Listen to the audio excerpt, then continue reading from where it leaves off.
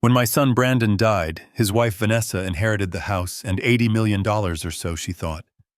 Then she kicked me out, saying, "You are not welcome here anymore. Go die in a dumpster." A few days later, my lawyer laughed and asked her, "Did you listen carefully to the will?" What was in the will made my daughter-in-law faint.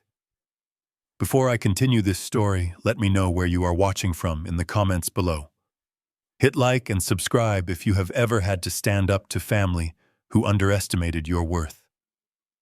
I am Conrad, 67 years old, and I have spent my life building empires only to watch my own castle crumble in a single afternoon.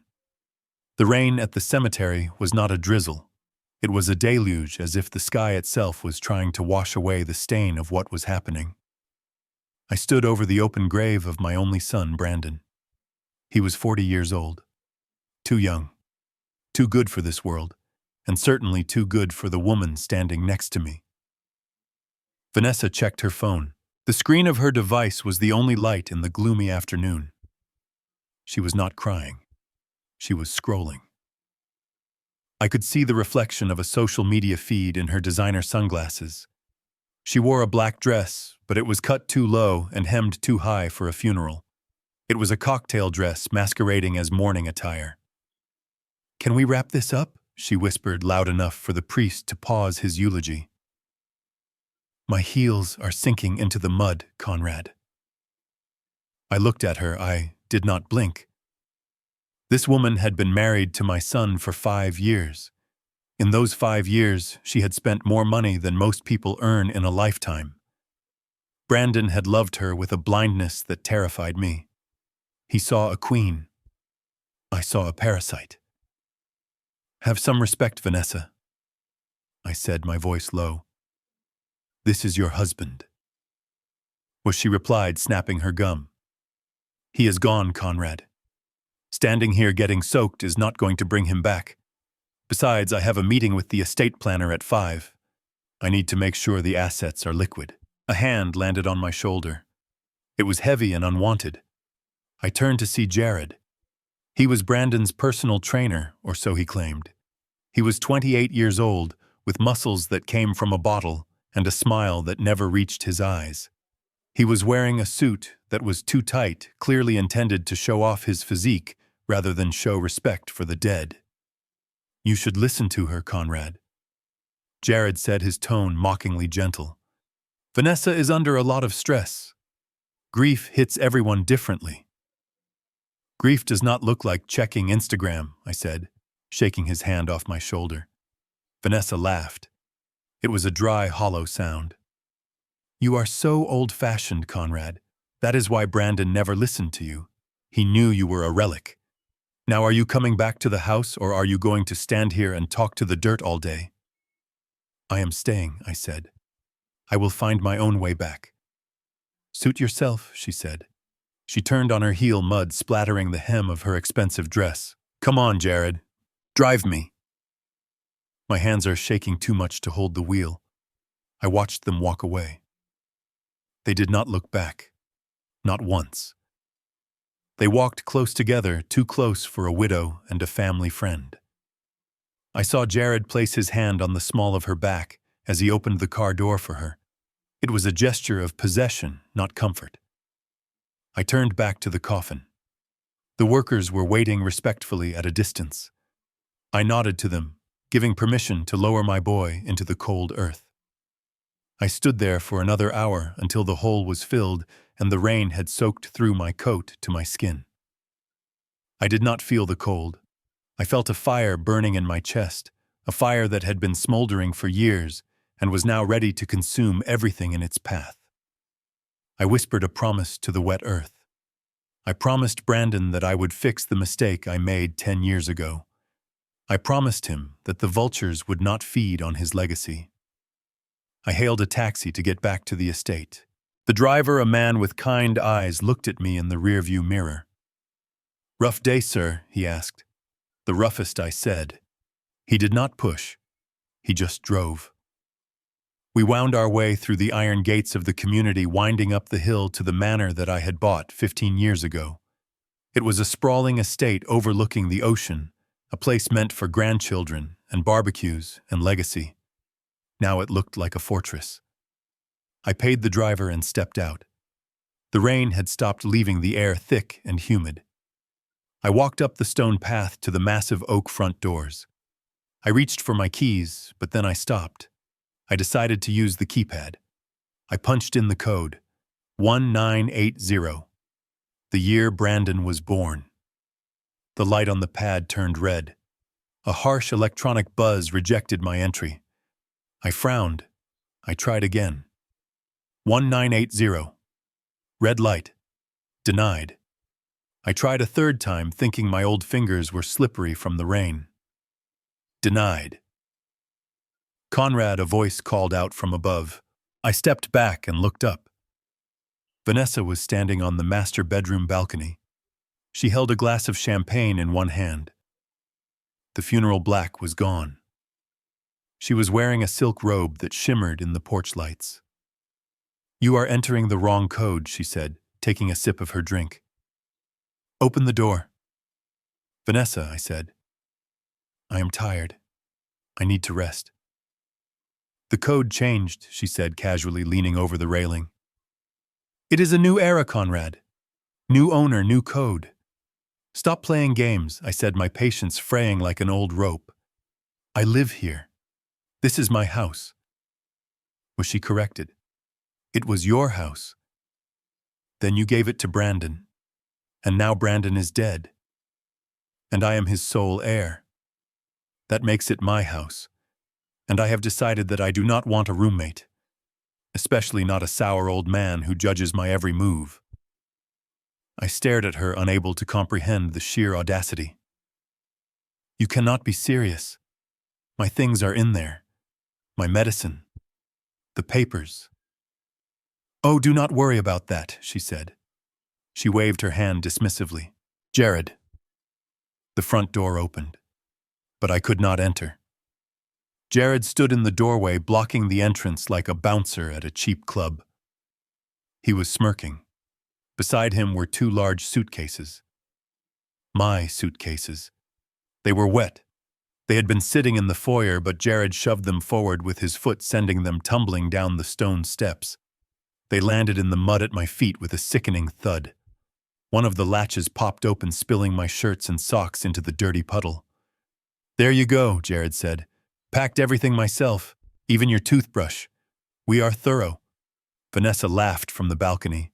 It was the sound of a hyena sensing a carcass. "Look at him, Jared. He looks like a wet dog." "You cannot do this," I said, my voice shaking not from fear, but from a rage so intense it made my vision blur. "This is illegal. I have rights." "Call the police then," Vanessa challenged. "Tell them you are trying to enter a property you do not own." "I have the deed, Conrad. I have the marriage certificate. And I have the law on my side. You are trespassing. If you are not off my driveway in 5 minutes, I will have you arrested for harassment." I looked down at my clothes in the mud. Among the shirts, something glinted. It was a silver frame. The photograph of my late wife, Catherine. It was the last picture taken of her before the cancer took her away. She was smiling, holding Brandon when he was a baby. It was my most possession. I reached for it. Jared stepped forward. He brought his polished leather boot down on the frame. Crunch. The sound was louder than thunder in my ears. The glass shattered. The silver bent. He twisted his heel, grinding the glass into the photograph, destroying the smiling face of the woman I loved more than life itself. "Oops," Jared said without a shred of remorse. "Clumsy me." I froze. I looked at the shards of glass mixed with the mud. I looked at Jared's smug face. Then I looked up at Vanessa, who was toasting the scene with her champagne. At that moment, something inside me snapped. But it was not a snap of hysteria. It was the snap of a lock clicking into place. The final barrier of mercy had been removed. They had not just kicked me out. They had desecrated my sanctuary. They had declared war. I did not scream. I did not lunge at Jared. I knew I could not win a physical fight with a 28-year-old steroid user. I was 67. I had a bad hip and a heart condition, but I had something they did not. I had a brain that had built a logistics empire from a single truck. I slowly bent down. I picked up the ruined photo frame, shaking the mud off it. I placed it gently in the suitcase. I closed the latch. "You are right, Vanessa," I said. My voice was calm, terrifyingly calm. "It is a new era. Enjoy the house." I grabbed the handles of my suitcases. They were heavy, soaked with rain and mud. I turned my back on them. "Go die in a dumpster, old man," Vanessa shouted after me. "That is where trash belongs." I heard the heavy oak door slam shut. I heard the lock click. I began to walk. The driveway was a mile long. The wheels of the suitcases dragged through the gravel. My breath came in short, painful gasps. I was a 67-year-old man walking into the night with nothing but the clothes on my back and a heart full of cold steel. Halfway down the hill, a sports car roared behind me. The headlights blinded me for a second. It was Brandon's Porsche. The car I had bought him for his 35th birthday. The car swerved close to me. Too close. It hit a large puddle on the side of the road. A wave of cold, muddy water crashed over me, soaking me from head to toe. I heard laughter as the car sped away. Jared was driving. I saw Vanessa's silhouette in the passenger seat, her hand thrown back in delight. They were heading into town, probably to a club, to celebrate their newfound freedom and wealth. I wiped the mud from my eyes. I did not stop walking. It took me 2 hours to reach the edge of town. I found a motel, the kind with neon signs that flickered and buzzed and charged by the hour. The clerk behind the glass partition looked at my muddy suit and my wet suitcases with suspicion. "Cash up front," the clerk said, not looking up from his magazine. I reached into my pocket. My wallet was wet, but the cash was still good. I placed $300 on the counter. "I need a room for a week," I said, "and a burner phone." The clerk raised an eyebrow but took the money. He slid a key and a cheap plastic-wrapped phone under the glass. "Room 4.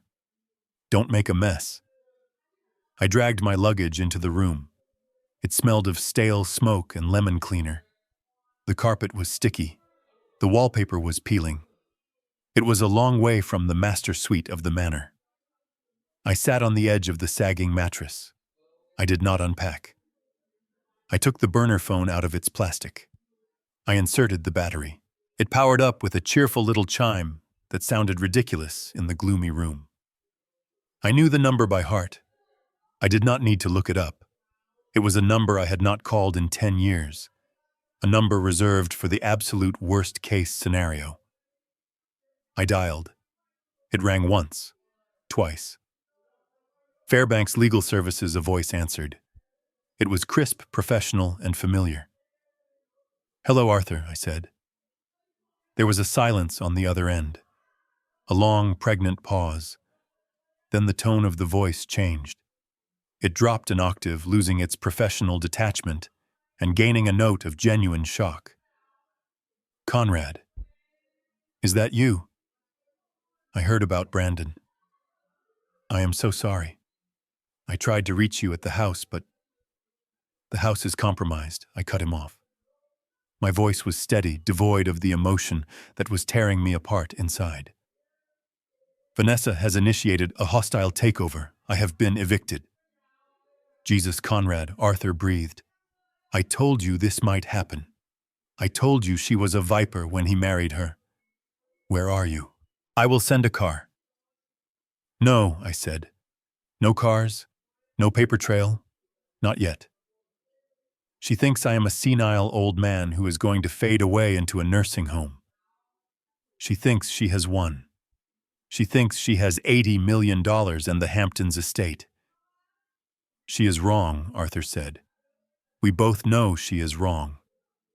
I looked at the mud on my shoes. I looked at the cheap motel room. I thought about the picture of Catherine crushed under Jared's boot. "I want to initiate the Omega Protocol," I said. There was another silence. Longer this time. Conrad Arthur said, his voice warning. The Omega Protocol is scorched earth. If we do this, there is no going back. It will destroy her completely. It will leave her with nothing. It might even put her in prison. Are you sure you want to go that far? She is still Brandon's widow. She is not a widow, I said coldly. She is a grave robber. And she told me to go die in a dumpster. So I am going to show her exactly who owns the dumpster and who owns the trash. I could hear Arthur shifting in his chair. I could almost hear the smile spreading across his face, the shark smelling blood in the water. All right, Conrad, he said. I am opening the file now. The trust fund stipulations are clear. The LLC structure is ironclad. When do you want to drop the hammer? Not yet, I said. Let her think she is rich. Let her spend. Let her climb so high that when she falls, the impact will shatter every bone in her financial body. I want her to feel safe. I want her to invite the whole world to watch her victory. And then I want to take it all away in front of everyone. Understood, Arthur said. I will freeze the auxiliary accounts tomorrow morning, but I will leave the credit lines open. We will let her dig her own hole. Good, I said. And Arthur? Yes, Conrad. Find out everything about a man named Jared. I want to know where he was born, what he eats, and what he fears. He broke Catherine's picture. I want to break his life. Consider it done, Arthur said. Get some sleep, old friend. The war starts tomorrow. I hung up the phone. I stripped off my muddy clothes and walked into the shower. The water was lukewarm and the pressure was weak. But as I scrubbed the mud from my skin, I felt lighter than I had in years. I was not just a grieving father anymore. I was a CEO again. I was a general. And I was about to teach my daughter-in-law a lesson that $80 million could not fix. I turned off the shower and stared at myself in the cracked mirror. The eyes staring back were not the eyes of a victim. They were the eyes of the executioner. Vanessa wanted a show. I was going to give her a blockbuster.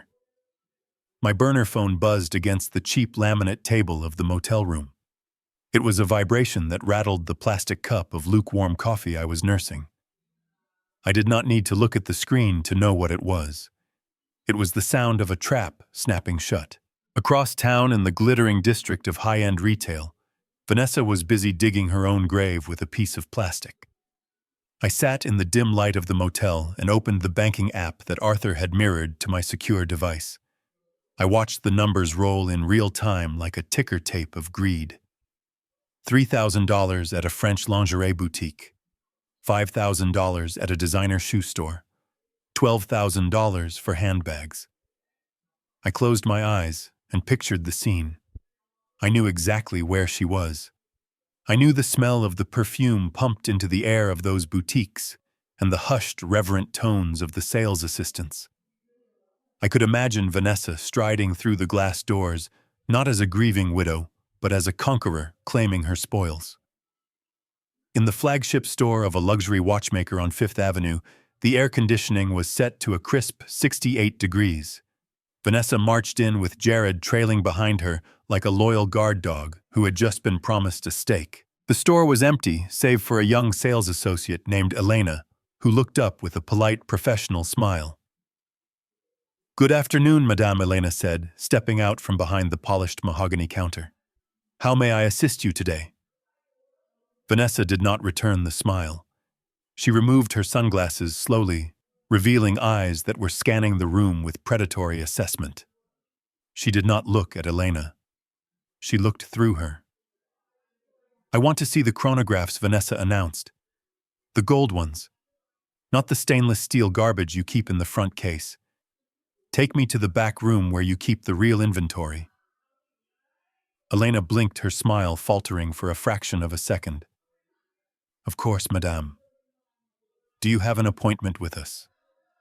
Vanessa laughed. It was a sharp bark of a laugh that made Jared snicker. "Appointment. Honey, do you know who I am? I am Mrs. Brandon Vance. I just inherited the Vance estate. I could buy this entire building and turn it into a closet for my shoes. Now get the manager and get the champagne. I am not here to browse. I am here to stimulate the economy. I watched the transaction alert pop up on my phone. She had just tipped the valet $50 before even entering the store. She was throwing money around to buy respect, but all she was purchasing was contempt. Back in the store, the manager, a man named Claude, appeared. He was seasoned enough to recognize the smell of new money and desperation. He ushered them into the private viewing room. He poured the complimentary champagne. Vanessa took a sip and grimaced. "Is this vintage?" she asked loud enough for the entire staff to hear. "It tastes like vinegar. Next time I come in here, have something decent chilled." Jared was already leaning over the velvet tray of watches. His eyes were wide with greed. He pointed a thick finger at a rose gold timepiece encrusted with diamonds. It was gaudy. It was loud. It was exactly the kind of watch Brandon would have hated. Brandon preferred understated elegance. He wore a simple leather strap watch that I had given him for graduation. "I like this one, babe," Jared said, sliding the heavy watch onto his wrist. He flexed his arm, admiring the way the diamonds caught the light. "It looks like power." Vanessa swirled her glass, looking at him with a possessive smirk. "It suits you. It matches the car." "How much is it?" Claude cleared his throat. "That particular model is a limited edition. It retails for $45,000. Vanessa did not flinch. She did not even blink. She waved her hand dismissively, as if $45,000 was the price of a sandwich. "Wrap it up," she said, "and get me the matching ladies' version. The one with the mother-of-pearl face." Jared leaned in and kissed her on the cheek. "You are the best, babe." Brandon never knew how to spend money. He just hoarded it. "You know how to live." He was boring, Vanessa agreed. She held out her wrist for the manager to fasten the second watch. He was always talking about investment portfolios and compound interest. Who cares about the future when you can have this right now? I sat in my motel room and took a bite of a cold sandwich. The irony was thick enough to choke on. Vanessa thought she was spending Brandon's money. She thought she was draining the inheritance. She was wrong. When Arthur and I froze the main estate accounts, we left the credit cards active. But here was the legal technicality that Vanessa was too arrogant to understand. The primary cardholder was Brandon. When he died, the contract for that credit line effectively ended.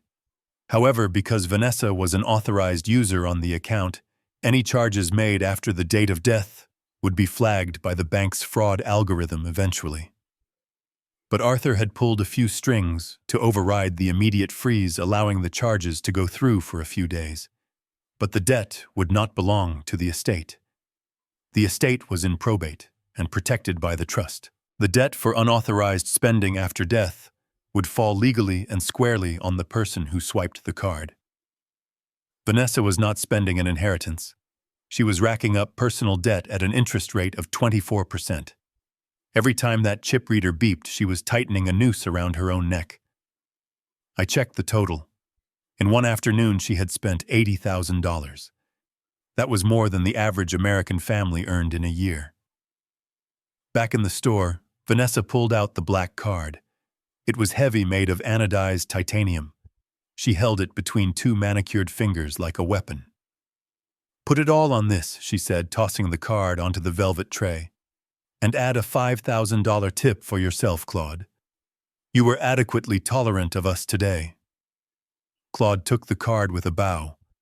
"Certainly, Mrs. Vance." Jared was busy taking a selfie with his new watch, trying to get the lighting right to show off the diamonds. "Blessed," he muttered.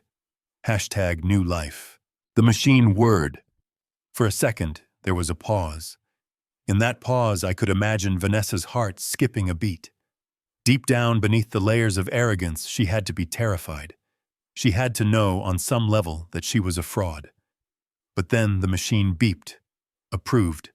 Arthur had done his job. The limit had been lifted. The trap was baited. Vanessa let out a breath she did not know she was holding. She snatched the receipt without looking at it and shoved it into her purse. "Let's go, Jared," she said, standing up. "I am bored of this place. I want to go look at the penthouses downtown.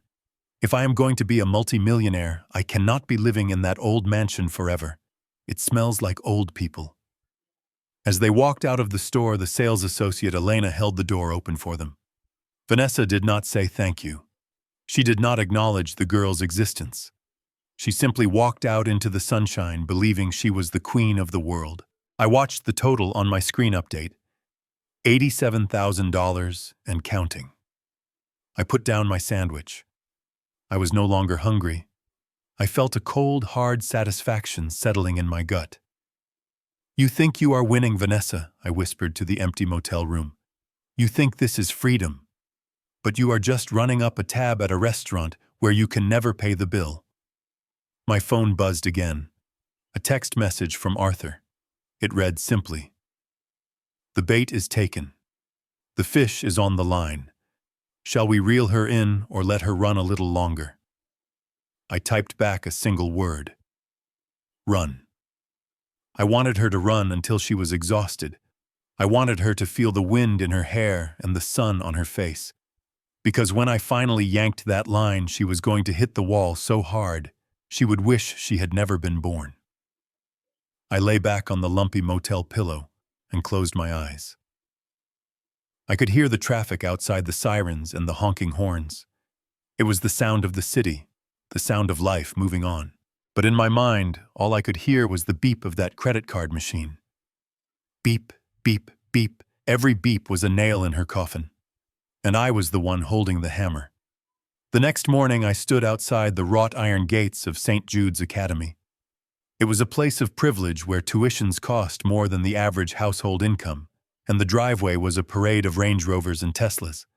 I used to be part of that parade. I used to pull up in my vintage Jaguar and watch my grandson's face light up when he saw me. Now I stood in the shadow of an old elm tree across the street, wearing a faded windbreaker and a baseball cap pulled low over my eyes. I looked like a gardener, or perhaps a janitor on his break. Parents glanced at me with suspicion as they waited for the bell to ring. They clutched their designer bags a little tighter. They did not recognize the man who had donated the new science wing just 3 years ago. The bell rang, a piercing sound that cut through the humid afternoon air.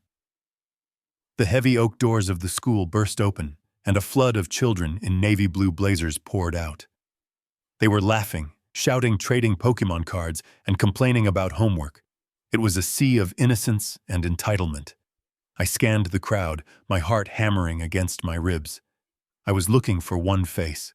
One small face that looked so much like Brandon, it sometimes made my breath catch in my throat. Then I saw him. Leo was walking alone. He was 10 years old, but today he looked smaller. His blazer seemed too big for him, as if he had shrunk inside it. He was not running or laughing. He was dragging his backpack, looking at his shoes, kicking a stray pebble along the pavement. He stopped at the edge of the pickup zone. He did not look for a car. He knew no one was coming for him. Vanessa had probably sent an Uber, or perhaps she had forgotten him entirely in her champagne-fueled haze. I checked left and right. The crossing guard was distracted. I stepped out from the shadows and whistled. It was a specific whistle, 2 short notes and 1 long. The call of a mourning dove. It was the signal I had taught Brandon when he was a boy, and then Brandon had taught it to Leo. Leo's head snapped up. He looked around wildly, his eyes wide. I whistled again, softer this time. He saw me. For a second, I was terrified he would not recognize me in these ragged clothes. I was terrified he would see a stranger instead of his grandfather. But then his face crumpled.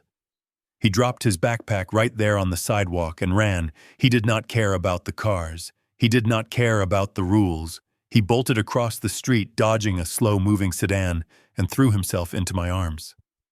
"Grandpa," he sobbed, burying his face in my cheap jacket. "Grandpa, where did you go? Mom said you went away. She said you did not want to see us anymore." The rage that flared in my chest was so hot, it almost blinded me. That woman. That. It was not enough to steal my house and my money. She had to poison my grandson's heart, too. She had to paint me as the villain to cover her own cruelty. I knelt down on the pavement, ignoring the pain in my bad knee. I held him by the shoulders, looking deep into his tear-filled eyes. Leo, listen to me. I need you to listen very carefully. Your mother is lying. I did not leave you. I would never leave you. Do you hear me? Never. Then why aren't you home? He asked, wiping his nose on his sleeve. Why did Jared throw your stuff out? I saw him, Grandpa. I saw him laughing. I grit my teeth, forcing a smile I did not feel. We are playing a game, Leo. A very serious game. Think of it like a spy mission. Right now, I have to be undercover. I have to be invisible so I can fix things. But I need you to be my partner. Can you do that? Leo sniffed and nodded slowly. A spy mission. Yes, I said. But I need to know what is happening in the house. Is she treating you okay? Leo looked down at his shoes again. He scuffed the toe of his expensive loafer against the asphalt. She is always partying, Grandpa. There are people there every night. Loud music. And Jared yells at me if I come downstairs. He told me I am in the way. My hands tightened on his shoulders. I wanted to march up that hill and tear Jared apart with my bare hands. But I couldn't. Not yet. And last night, Leo whispered, his voice trembling. Last night, I heard them talking. Mom was on the phone with a school, a boarding school. My blood ran cold. Which school, Leo? I think it was called Blackwood. She said it is in Alabama. She said it is for boys who need discipline. She told Jared that she needs me out of the house so they can have their space. She said I remind her too much of Dad. The air left my lungs. Blackwood Military Academy. I knew it. It was a place for delinquents, a place where rich parents sent their mistakes to be broken and rebuilt by drill sergeants. It was a prison with tuition. She wanted to ship a grieving 10-year-old boy to a boot camp across the country just so she could play house with her muscle-bound boyfriend. This was it. This was the line. I had been willing to wait. I had been willing to let her spend herself into debt slowly. But now the timeline had changed. I could not leave Leo in that house for another week. I could not risk her signing those papers. I reached into my pocket and pulled out the small velvet pouch I had prepared. Leo, look at me. I opened the pouch. Inside was a black digital watch. It looked like a standard fitness tracker, something a kid would wear. But it was not standard. It was military-grade technology, a prototype from one of my old security contracts. I fastened it around his small wrist. This is not just a watch, Leo, I said, my voice low and urgent. It is a lifeline. It has a GPS tracker that only I can see. And do you see this button here on the side? The red one. He nodded, his eyes wide with awe. If you ever feel scared, if they try to take you somewhere you do not want to go, if Jared touches you, you press this button and you hold it for 3 seconds. Do you understand? What does it do? He asked, touching the cold metal casing. It calls me, I said, and it tells me exactly where you are. And no matter where I am, no matter what I am doing, I will come for you. Nothing will stop me. Not locks, not gates, not police. I will come. Promise, he whispered. I promise, I said, pressing my forehead against his. On your father's soul, I promise. A horn honked loudly. I looked up. A sleek black limousine had pulled up to the curb. The window rolled down, and a driver I did not recognize yelled out. Leo Vance. Let's go, kid. Your mother is waiting. Leo jumped. He looked at the car, then back at me with panic in his eyes. Go, I said, giving him a gentle push. Don't let them see the watch. Pull your sleeve down. Remember the mission. You are my eyes on the inside. Be brave. Leo pulled his blazer sleeve down over the watch. He took a deep breath. He looked older suddenly. The grief was still there, but now there was something else. Determination. I love you, Grandpa, he said. I love you too, kid. Now run. He turned and ran toward the limousine. He climbed into the back seat without looking back. As the car pulled away, I saw his small hand press against the tinted glass. I stood there on the sidewalk watching the car disappear into the traffic. The rage was gone now, replaced by a cold, deadly clarity. Arthur was right to call it the Omega Protocol. It was the end. But for Vanessa, it was going to be the end of everything. I pulled out my burner phone. My hands were steady. Arthur, I said when he answered. Conrad. How is the boy? He is scared, I said. She is planning to send him to Blackwood. There was a sharp intake of breath on the other end. That place is a nightmare, Conrad. Change of plans, I said. We are not waiting for her to hit the credit limit. We are not waiting for the bank to flag the fraud.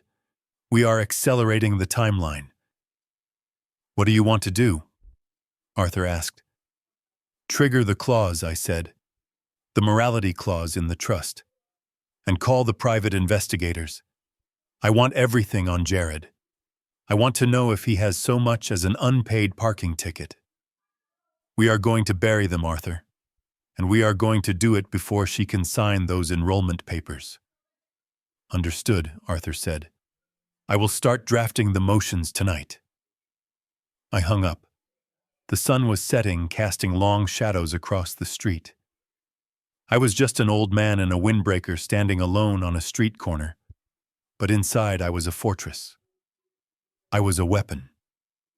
Vanessa wanted to get rid of the past. She wanted to erase Brandon and me and Leo. She wanted a clean slate.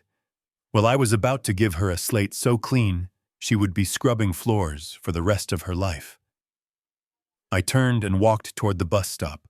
The game was over. The war had begun.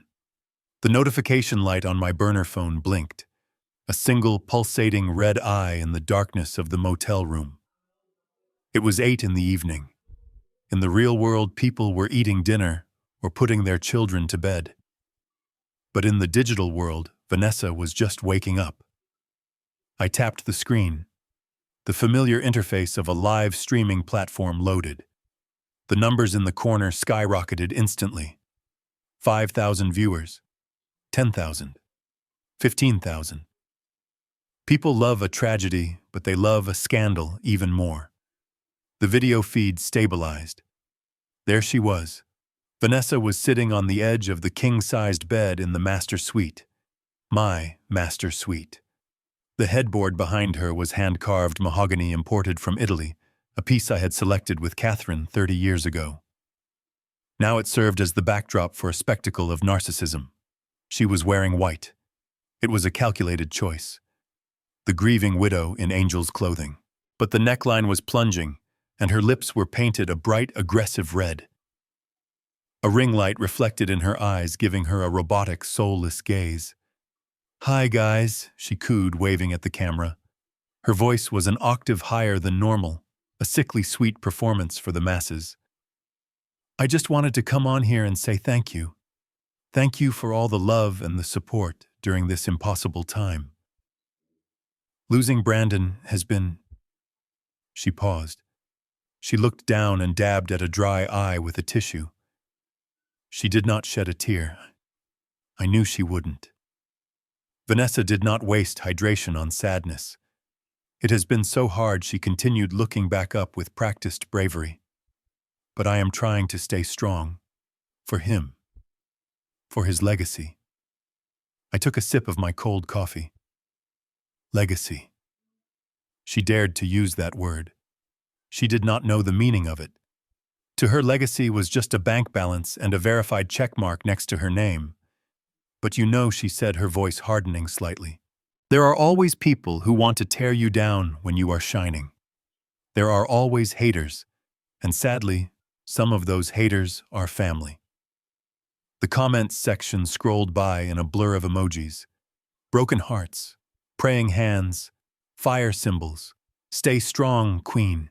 Ignore them. You deserve everything. Vanessa reached out of the frame and pulled something into view. It was a thick envelope. I recognized the seal immediately. It was the preliminary injunction Arthur had sent over via courier that afternoon. It was a legal document ordering her to cease all asset liquidation and vacate the premises pending a probate hearing. "My father-in-law sent me this today," she said, holding the envelope up like a dead rat. "Can you believe it? Barely 3 days after we buried his son, and he is already trying to sue me. He wants to kick me out of my own house. He wants to leave me on the street." The comments exploded with outrage. "He is evil. What a monster. Don't let him win." Vanessa smiled a small, tight smile of satisfaction. She ran a manicured fingernail under the flap of the envelope. The sound of the tearing paper was crisp and loud on the microphone. "He thinks a piece of paper can stop me," she said. "He thinks he can bully me because he is a man and I am just a woman. But he forgot that I am a Vance now, and Vances do not back down." She pulled out the legal documents.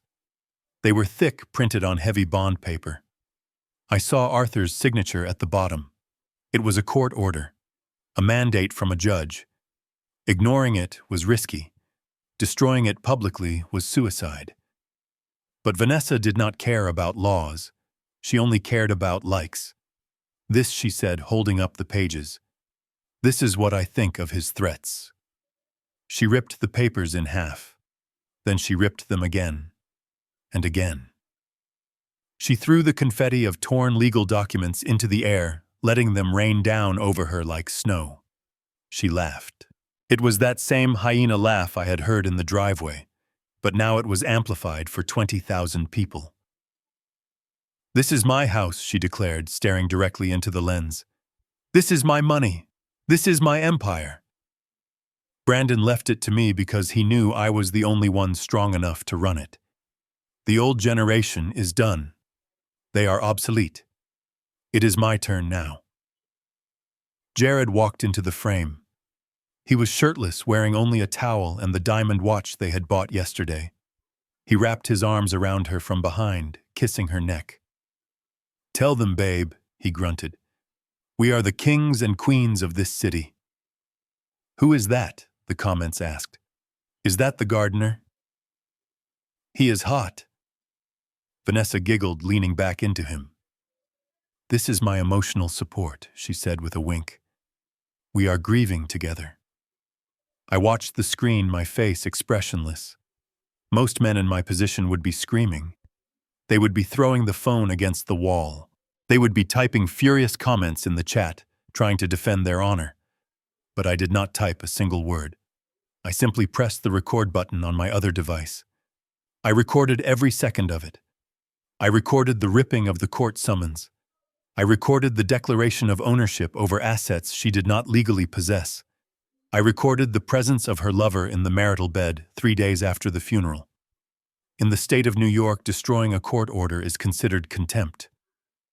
But declaring ownership of a company that belongs to a trust and then publicly stating you intend to liquidate it is something else entirely. It is evidence of intent to defraud. She was not just being rude. She was confessing. Arthur sent me a text at that exact moment. "Are you seeing this?" I typed back. "I am recording it. The judge is going to love her performance." On the screen, Vanessa was now holding up a bottle of champagne.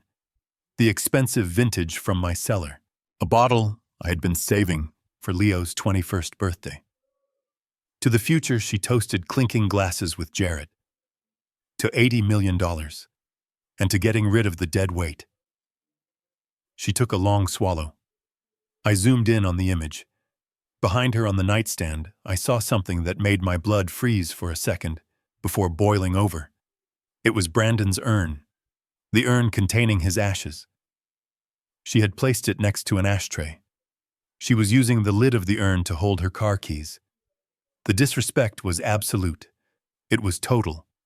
It was a desecration so profound that it transcended anger and became a cold, hard resolve. "Enjoy the champagne, Vanessa," I whispered to the screen.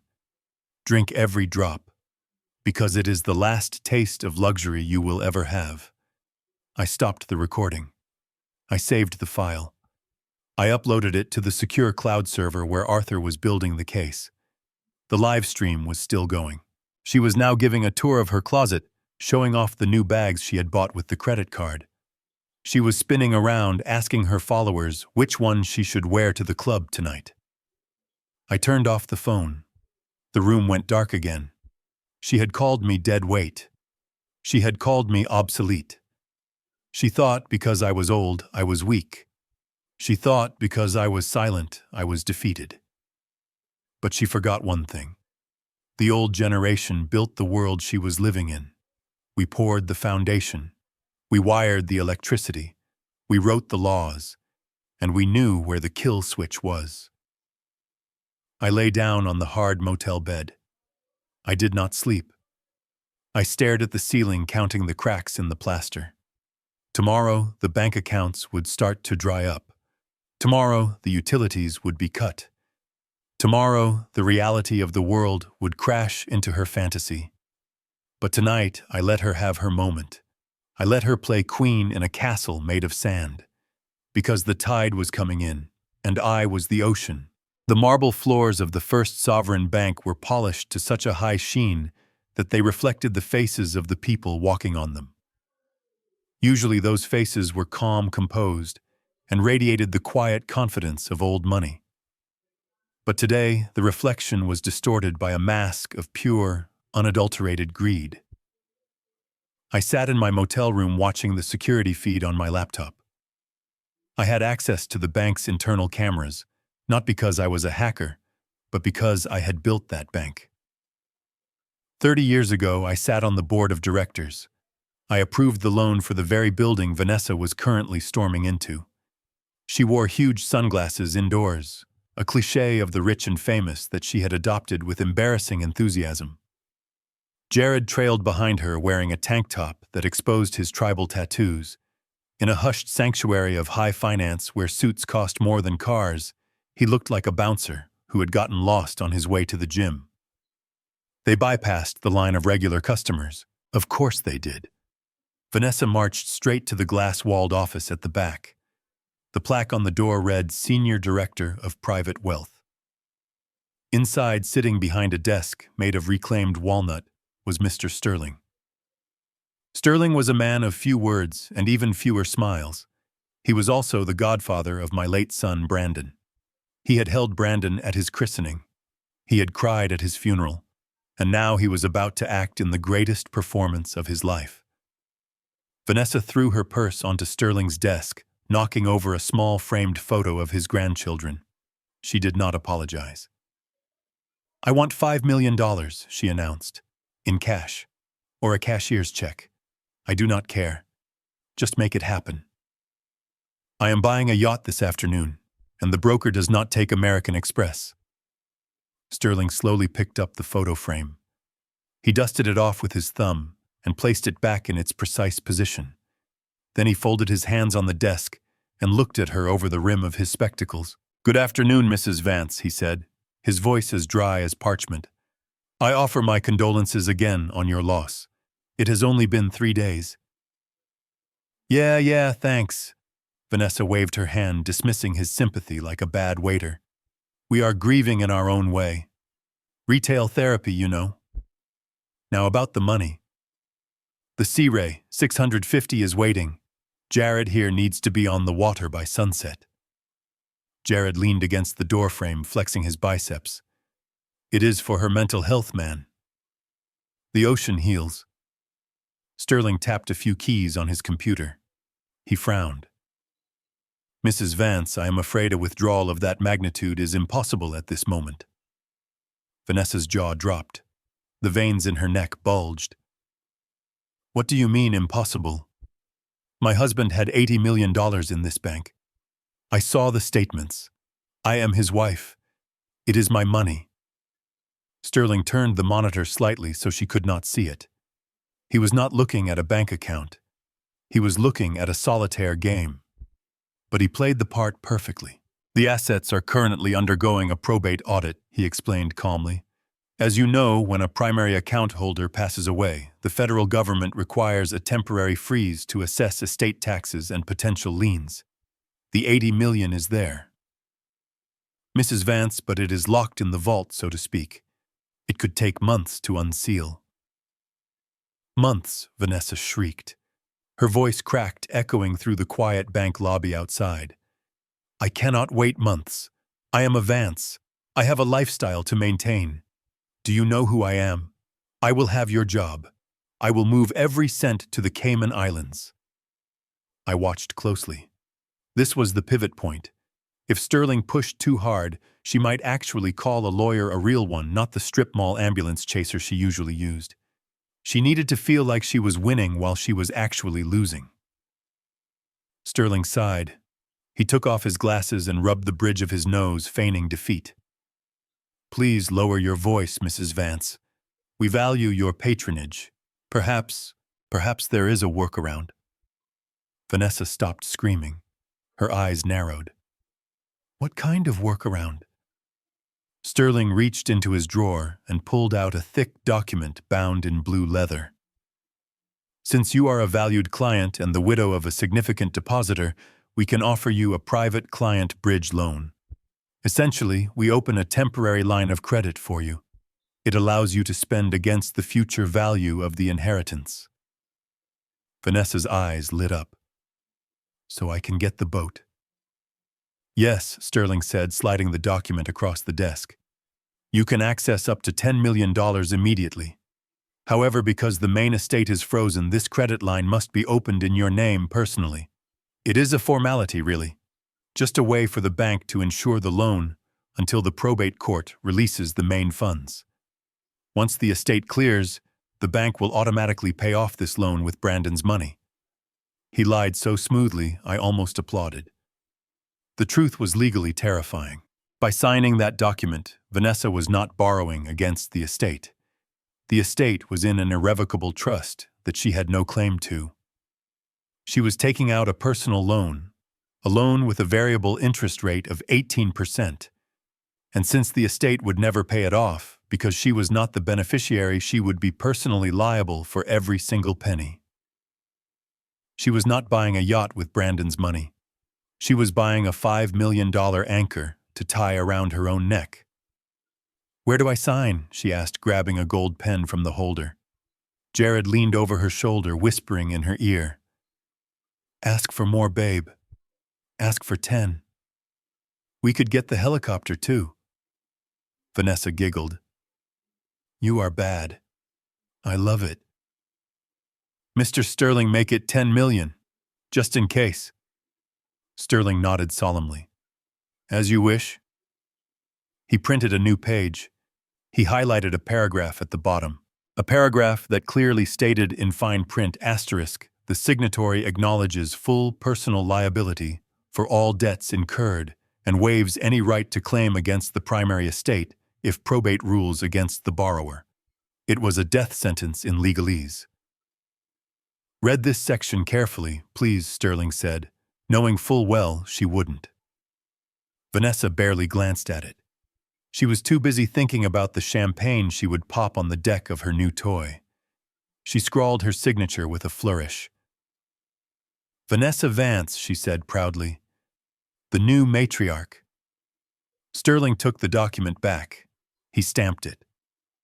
The sound of the stamp hitting the paper was loud. Thump. To me, it sounded like the gavel of a judge pronouncing a guilty verdict. He handed her a black titanium card. Here is your access key, Mrs. Vance. This card has a $10 million limit. It is active immediately. Vanessa snatched the card and kissed it. You see, she said, turning to Jared. I told you I know how to handle these old suits. You just have to be firm. Jared grinned and high-fived her. You are a genius, babe. A total boss. They stood up to leave. Vanessa did not thank Sterling. She simply turned her back on him. By the way, she called out over her shoulder. I want the air conditioning in the lobby turned down. It is freezing in here. If I am paying your salary, I expect comfort. We will attend to it immediately, Mrs. Vance Sterling said. As they walked out the glass doors, I saw Vanessa holding the card up to the light, admiring the way it shone. She looked like a child who had found a loaded gun and thought it was a toy. Inside the office, Sterling waited until they were completely out of sight. Then he looked directly into the security camera hidden in the smoke detector.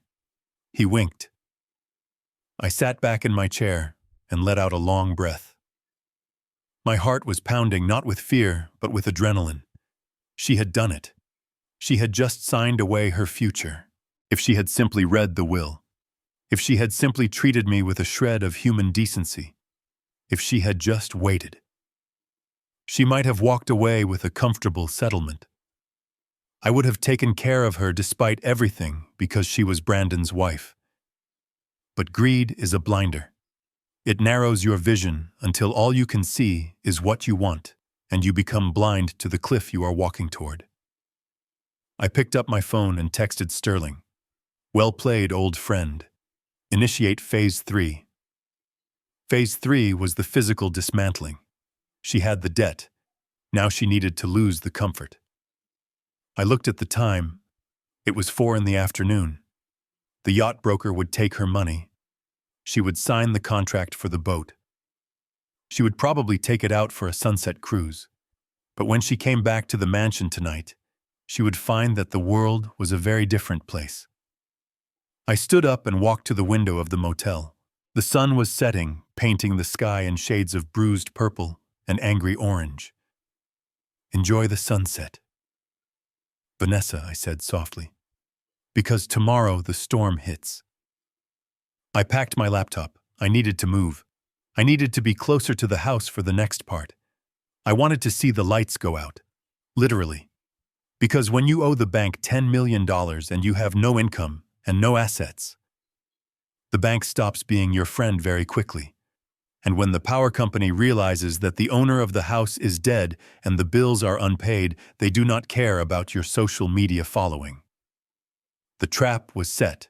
The mouse had taken the cheese, and the snap was going to be deafening. From my vantage point, parked in a rented sedan 3 blocks away, the mansion looked like a cruise ship anchored in a sea of darkness. Every light was blazing. The chandeliers in the foyer were on. The landscape lighting was washing the manicured hedges in a golden glow. Even the pool lights were illuminating the backyard in an artificial turquoise. Vanessa and Jared had returned from their yacht purchase an hour ago. I could hear the bass of the music thumping through the closed windows. They were celebrating. They were drinking my wine, sitting on my furniture, and toasting to a life they had not earned. I looked at my watch. It was 12:14 in the morning. I had called the power company 3 hours ago. I had spoken to a supervisor named Brenda, who had worked with my company for 20 years. I explained that the account holder, Brandon Vance, was deceased. I explained that the property was currently unoccupied as far as the legal owners were concerned. I requested an immediate disconnect of services to prevent unauthorized usage. Brenda had hesitated, but the paperwork was in order. The death certificate was on file. And strictly speaking, supplying power to a dead man is against policy. 12:15. It happened instantly. 1 second, the house was a beacon of arrogance. The next, it was a black hole. The music died mid-beat. The security floods vanished. The house was plunged into a darkness so total it looked like it had been erased from the earth. I rolled down my window. The silence that followed was heavy. Then came the screaming. It was Vanessa. She was not screaming in fear. She was screaming in rage. "Jared, fix it," she shrieked, her voice carrying over the quiet neighborhood. I picked up my long-range listening device, a remnant from my days overseeing shipping yards where theft was common. I pointed the parabolic microphone at the master bedroom window, which was now thrown open, presumably to let in air, as the central cooling system had just died. "I cannot fix it, babe," Jared's voice whined. He sounded like a petulant child. I don't know where the fuse box is. Use your flashlight. I saw the beam of a cell phone flashlight jerking frantically around the room. This is ridiculous, Vanessa hissed. The breaker must have tripped. We have too many things plugged in. Go down to the basement and flip the switch. You go down there, Jared shot back. It is dark. There could be rats. I smiled in the darkness of my car. My son Brandon would have walked through fire to fix a problem for his wife. Jared would not even walk down a flight of stairs. I listened as they stumbled through the house, knocking over furniture. I heard the crash of a vase. Oops, Jared muttered. That was a Ming vase, you idiot, Vanessa screamed. Do you know how much that cost? Who cares, you are rich. Buy another one, Jared retorted. His tone had changed. The admiration was gone, replaced by annoyance. The heat was already building up in the house. The humidity of the summer night was creeping in, and without the hum of the air conditioner, the reality of their situation was becoming sticky and uncomfortable. They finally found the breaker box in the utility room. I heard the clacking of switches being flipped up and down. Nothing happened. It is not the breaker, Vanessa said, breathless from the exertion. The meter is dead. The whole feed is cut. She pulled out her phone. I could hear her tapping furiously. She was calling the power company's emergency line. I waited. This was the moment of truth. Yes, hello, Vanessa barked into the phone. I am reporting an outage at 450 Ocean View Drive. My power just went out. Fix it. Now. There was a pause. I could imagine the operator on the other end checking the screen. What do you mean the account is closed? Vanessa shouted. That is impossible. The bill is on autopay. My husband set it up. Another pause. Yes, I know he is dead. But I am his wife. I am living here. Turn it back on. I leaned closer to the speaker. Excuse me, Vanessa said, her voice dropping to a dangerous whisper. What did you just say? Who is the owner? She went silent for a long time. Then she said a name that I knew very well. Vance Holdings. LLC. What is Vance Holdings LLC? She demanded. This is Brandon's house. It is our house. I don't care about some company. I want my lights on. She listened for another minute. Then she hung up and threw the phone against the wall. I heard it bounce. They said they cannot reconnect it without the authorization of the LLC manager, she told Jared. Her voice was trembling. They said I am an unauthorized squatter. Squatter? Jared laughed nervously. Babe, that is not funny. It is 90 degrees in here.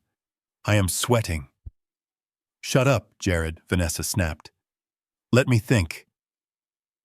She scrambled for her phone again, checking to see if it was broken. She dialed another number. It was late, but desperation does not keep office hours. Barry, pick up, she muttered. Barry was her lawyer. He was a man who advertised on the back of bus stop benches. He was cheap, and he was about to prove that you get what you pay for. Hello, Barry, Vanessa said, her voice pitching up into hysteria. It is me, Vanessa.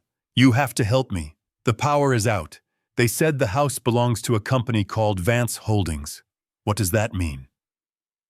You told me the house was mine. I could not hear Barry's side of the conversation clearly, but I could infer it from Vanessa's reactions. Yes, I know Brandon bought it, she argued. But they are saying this company owns the deed.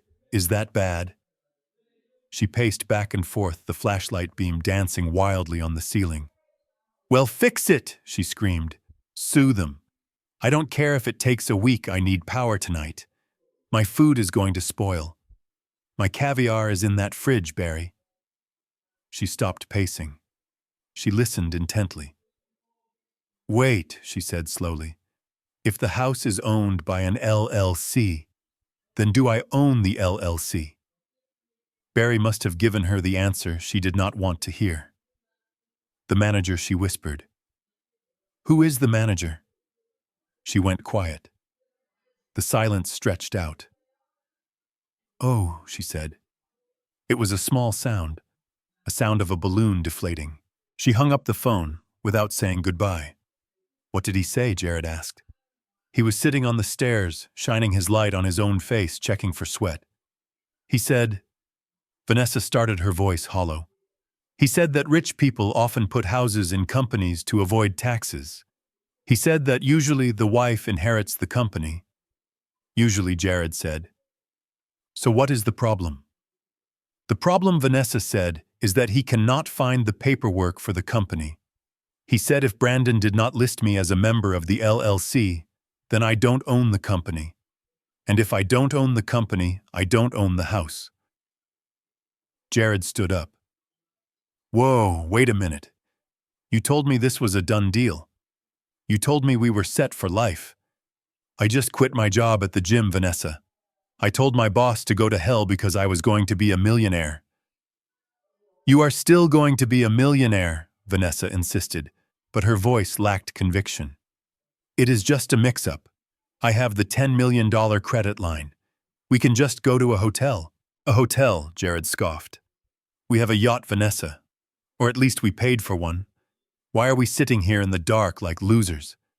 Because I cannot find my car keys in the dark, Vanessa screamed. And the electric gate won't open without power, you idiot. We are trapped. Trapped. That was the word I was waiting for. They were trapped in a 10,000 square foot mansion that was rapidly becoming a sauna. The beautiful floor-to-ceiling windows that offered stunning ocean views were now just magnifying glasses heating up the interior. The expensive refrigerator was slowly warming up, turning gourmet food into garbage. The smart toilets wouldn't flush. The security system was offline, leaving them feeling exposed. I am going to sleep by the pool, Jared announced. I cannot deal with this. You better fix this by tomorrow, Vanessa. This is not what I signed up for. I heard his heavy footsteps stomping away. Vanessa was left alone in the dark foyer. I heard her slide down the wall until she hit the floor. I heard the soft sound of sobbing. It was not the sobbing of grief. It was the sobbing of a child who had broken a toy and realized it couldn't be glued back together. It is my house, she whispered to the darkness. It is mine. I turned the key in the ignition of my rental car. The engine purred to life. No, Vanessa, I said softly as I put the car in gear. It is just a building. It was a home when my wife was alive. It was a home when Brandon was alive. Now it is just a pile of bricks owned by a corporation. And you are just a visitor who overstayed her welcome. I drove away, leaving the mansion in total blackness. The physical trap was sprung. She was uncomfortable. She was scared. She was beginning to doubt her own reality. But the real blow was yet to come. Tomorrow she would wake up in a hot house with no coffee, no shower, and a boyfriend who was already looking for the exit. And then she would have to face the lawyers. I felt a pang of sadness for the house. I had built it with love. But sometimes you have to burn the field to kill the weeds. I headed back to the motel. I needed rest. Tomorrow was the day we revealed the will. Tomorrow was the day the floor would drop out from under her completely. As I drove, I thought about the $10 million loan she had signed. She had traded her future for a boat she couldn't even get to. Greed is not just a sin. It is a mathematical error. And Vanessa was about to learn that you cannot divide by zero. The morning sun was brutal. It beat down on the pavement of the Marina District, baking the asphalt, until the air shimmered with heat. I sat in the corner of the Emerald Cafe, a bistro frequented by the very people I used to do business with. It is the kind of place where a cup of coffee costs $12 and the customers wear sunglasses indoors to hide their hangovers or their insecurities. I was wearing a gray maintenance uniform I had purchased at a thrift store. I had a mop bucket next to me and a wet floor sign propped against the table. To the wealthy elite of this city, a man in a uniform is not a person. He is furniture. He is an obstacle to step around. He is invisible. I was counting on that invisibility. At 9:15, the glass doors swung open. Vanessa and Jared stumbled in. They looked like refugees from a fashion show that had been hit by a hurricane. Vanessa's hair, usually a sculpted helmet of perfection, was pulled back in a messy bun. She wore no makeup, and without the layers of foundation and contour, her face looked pale and pinched. She was wearing oversized sweatpants and a tank top. Jared looked even worse. His designer t-shirt was stained with sweat, and his eyes were bloodshot. A night without air conditioning in a sealed mansion had taken its toll. They collapsed into a booth 3 tables away from me. The smell of expensive perfume could not quite mask the scent of stale sweat and desperation. 2 large iced coffees, Vanessa barked at the waitress without looking at her. And turn the air conditioning up. I am dying. I dipped my rag into the bucket and slowly wiped the table next to me. I was close enough to hear every breath they took. "This is insane," Jared hissed, leaning across the table. "I did not sleep a wink, Vanessa. It was 100 degrees in that house. And the toilet. The toilet won't flush. It is disgusting." "Stop whining," Vanessa snapped, rubbing her temples. "I am working on it. Barry says if we can just get the deed transfers, we can sell the house as is. We don't need the power on to sell it. We just need a buyer who pays cash." "Cash," Jared said, his eyes lighting up. "How much cash?" 20 million maybe, Vanessa said. "Even with a quick sale discount, we walk away with 20 million, plus the 80 in the trust once the probate clears. We just need to survive a few days." I scrubbed a spot on the table harder. Surviving a few days, that was their plan. They thought this was a temporary inconvenience. They thought they were just enduring a rough patch before the golden parachute deployed. They had no idea the parachute had already been cut. Jared pulled out his phone. The screen was cracked. "The yacht broker keeps calling me," he said. "He wants the rest of the deposit. He says if we don't wire the funds by noon, he is going to release the hold on the boat." "Tell him to wait," Vanessa said, grabbing her iced coffee as soon as the waitress put it down. She drank half of it in one gulp. "Tell him the bank is having technical difficulties. Use the credit card I gave you to book a hotel suite for tonight. The Ritz. I need a shower and room service." "I tried," Jared said. The card was declined. Vanessa froze. The straw fell from her lips. "What do you mean declined? The limit is $10 million. "I don't know." Jared shrugged. The receptionist said, "Card not authorized. Maybe you triggered a fraud alert buying all those bags." Vanessa slammed her hand on the table. "Useless. Everything is useless. Give me the phone. I will call the bank." She dialed. She waited. I watched the color drain from her face as she listened to the automated message. "The account has been suspended for security review," she whispered. Her voice was trembling. "They froze the credit line." I stopped wiping the table. I stood perfectly still. This was the moment of entropy.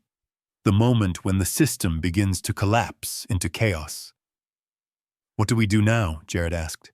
His voice was rising in panic. "We have no house. We have no cash. We have no cards. Vanessa, I have payments due on my truck." "Shut up. Let me think," Vanessa hissed. She looked around the cafe, her eyes wild and frantic. She was looking for a solution, but all she saw were strangers sipping lattes. Her eyes swept over me. For a second, our gazes locked. I held my breath. I was her father-in-law. I had lived in the same house with her for 5 years. Surely she would recognize the eyes of the man she had betrayed.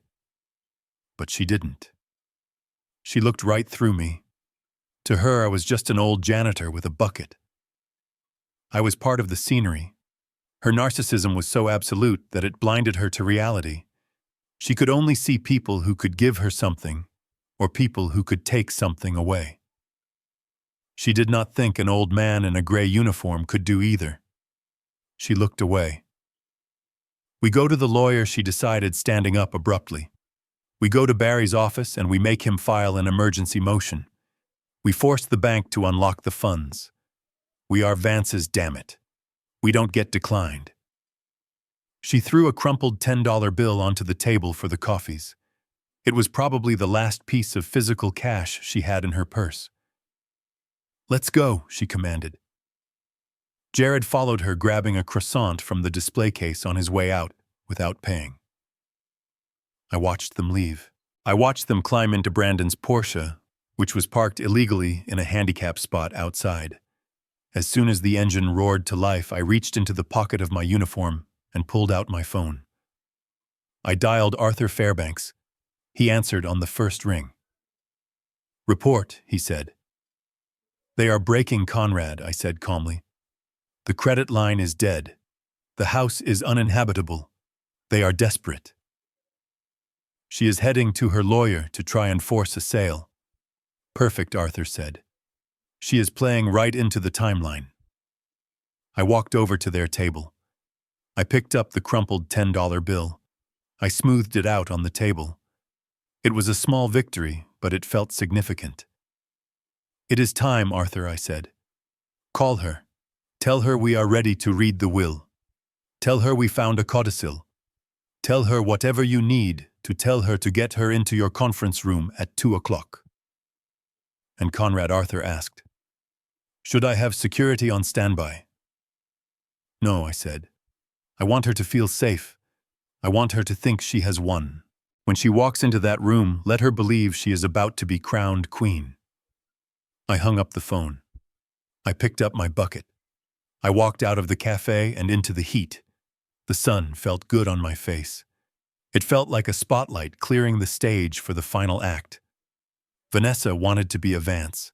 She wanted the power and the prestige.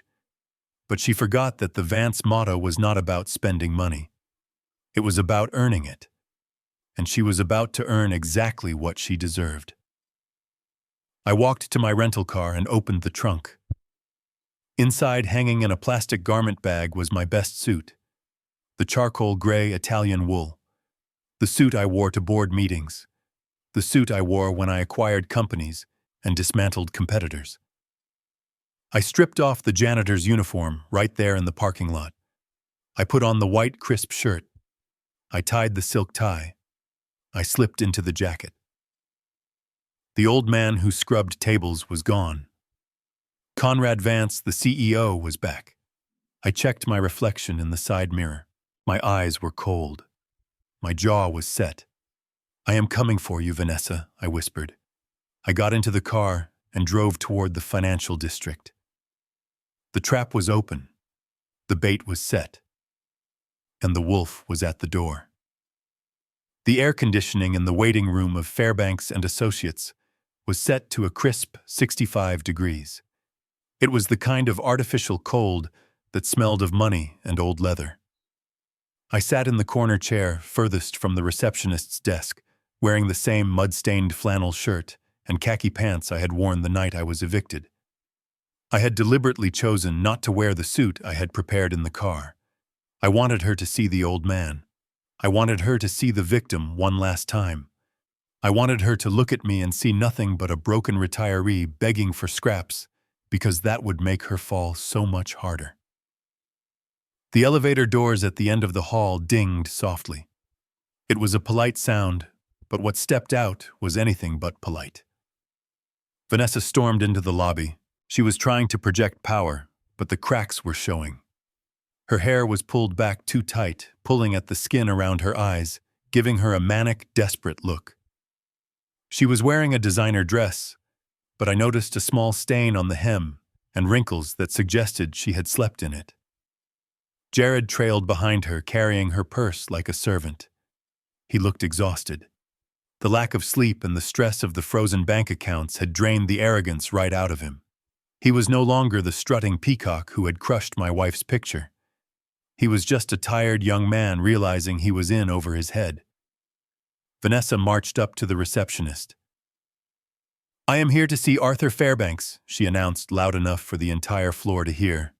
"I have an appointment, and tell him to have the check ready. I am on a tight schedule." The receptionist, a young woman named Sarah, who had known me for 20 years, barely glanced up. Mr. Fairbanks is waiting in conference room B, she said coolly. Please go right in. Vanessa turned, and that was when she saw me. She stopped dead in her tracks. Her eyes narrowed and her lip curled in a sneer of pure disgust. It was the look one might give to a cockroach found in a salad. Oh God, she groaned, rolling her eyes. Why is he here? Did he follow us? She walked over to me, stopping just close enough for me to smell the stale champagne on her breath. I told you to stay away, Conrad, she hissed. What are you doing here? Are you here to beg? Because I am telling you right now, I am not giving you a cent. Not for a hotel, not for food. You are on your own. I looked up at her, blinking slowly. I kept my hand folded in my lap to hide the fact that they were fists. I was invited, Vanessa, I said softly. Arthur said I needed to be here for the reading. The reading, she laughed. A harsh barking sound. There is nothing to read, old man. Brandon left everything to me. You are just here to waste my time. She turned to Jared. Look at him. He looks homeless. It is embarrassing. Imagine if my friends saw me with him. Jared shifted uncomfortably. He looked at me, and for a second I saw a flicker of shame in his eyes. Or maybe it was just fear. Let's just get this over with, Vanessa, he muttered. I want to get the money and get out of here. This place gives me the creeps. Vanessa scoffed. You are so soft. Fine, let's go in and crush his dreams so we can go buy that yacht. She spun around and marched toward the heavy double doors of the conference room. I stood up slowly, feigning a stiffness in my joints. I followed them, keeping my head down, playing the part of the defeated father to perfection. Inside the conference room, Arthur Fairbanks sat at the head of a long mahogany table. Behind him, the floor-to-ceiling windows offered a panoramic view of the city skyline, the very city I had helped build. Arthur was wearing a three-piece navy suit. He looked every inch the shark that he was. On the table in front of him sat a single, thick file folder and a pitcher of ice water. Vanessa did not wait to be seated. She pulled out the chair at the opposite end of the table, the position of opposition, and threw herself into it. Jared sat next to her, fidgeting with his new diamond watch. I took the chair on the side midway between them and Arthur. I made myself small, hunched over my elbows on the table. All right, let's make this quick, Vanessa said, drumming her fingernails on the polished wood. I know the drill. You read some legal mumbo-jumbo. I sign some papers and then you release the funds. My credit cards are frozen. Arthur and I am not happy about it.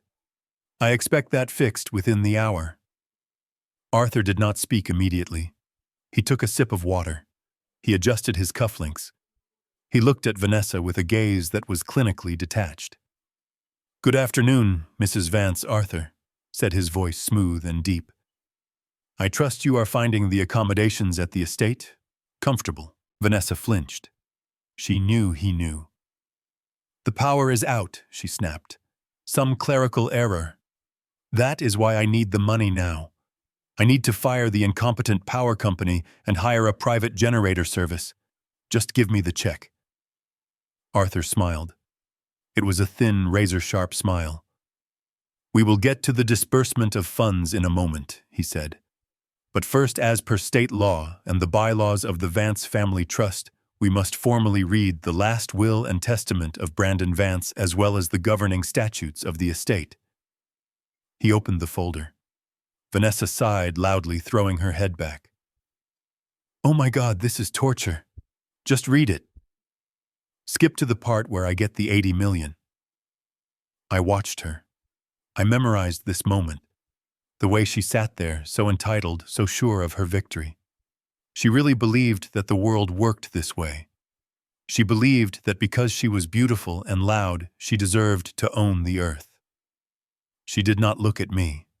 Not once. To her, I was just a spectator at her coronation. Arthur cleared his throat. He began to read. I, Brandon Vance, being of sound mind and body, do hereby declare this to be my last will and testament, revoking all prior wills and codicils. Vanessa yawned. She actually yawned. Arthur continued, his eyes flicking up to meet mine for a brief second. Regarding my residential property located at 450 Ocean View Drive and my liquid assets held in the primary accounts.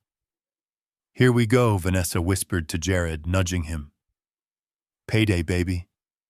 Arthur paused. He turned the page. The sound of the paper turning was the only sound in the room. I hereby acknowledge that said asset sets are not my personal property, but are the sole property of Vance Holdings LLC and the Vance Family Trust, of which I am merely a beneficiary with limited rights. Vanessa stopped drumming her fingers. She frowned. Wait, she said. What does that mean? Limited rights. Arthur held up a hand, silencing her. Please, Mrs. Vance, let me finish. He looked back at the document. Upon my death, my status as beneficiary is terminated immediately. All assets, rights, and privileges associated with the trust and the LLC shall revert to the control of the original grantor and trustee. Vanessa stood up. Her chair scraped loudly against the floor.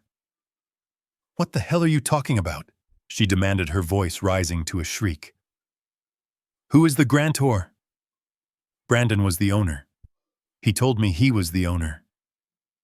Arthur closed the folder slowly. He clasped his hands on top of it.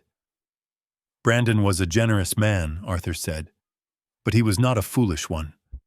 And neither was his father, who set up the trust 15 years ago to ensure that the family fortune would never fall into unworthy hands. Vanessa's face went white. She looked from Arthur to the empty chair at the head of the table, as if expecting Brandon to appear and explain. Then who, she whispered. Who is the grantor? Who owns my house? Arthur did not answer her. Instead, he turned his head slowly and looked directly at me. For the first time since we entered the room, Vanessa looked at me too, but she still didn't see it. She still saw the old man in the flannel shirt. Why are you looking at him? She spat, pointing a shaking finger at me. He is a nobody. He is a broke old man. Arthur leaned back in his chair. Actually, Mrs. Vance, Arthur said, his voice dropping to a terrifyingly low register. You are currently sitting in his chair. I slowly straightened my back. The hunch disappeared. The frailty vanished. I lifted my chin and looked her dead in the eye. The transformation was subtle but immediate. I was no longer the grieving father. I was the chairman. Hello, Vanessa, I said. My voice was no longer soft. It was the voice that had commanded boardrooms and negotiated mergers. I think you are sitting in my seat. Vanessa laughed. It was a sound that bounced off the mahogany walls of the conference room, brittle and full of disbelief.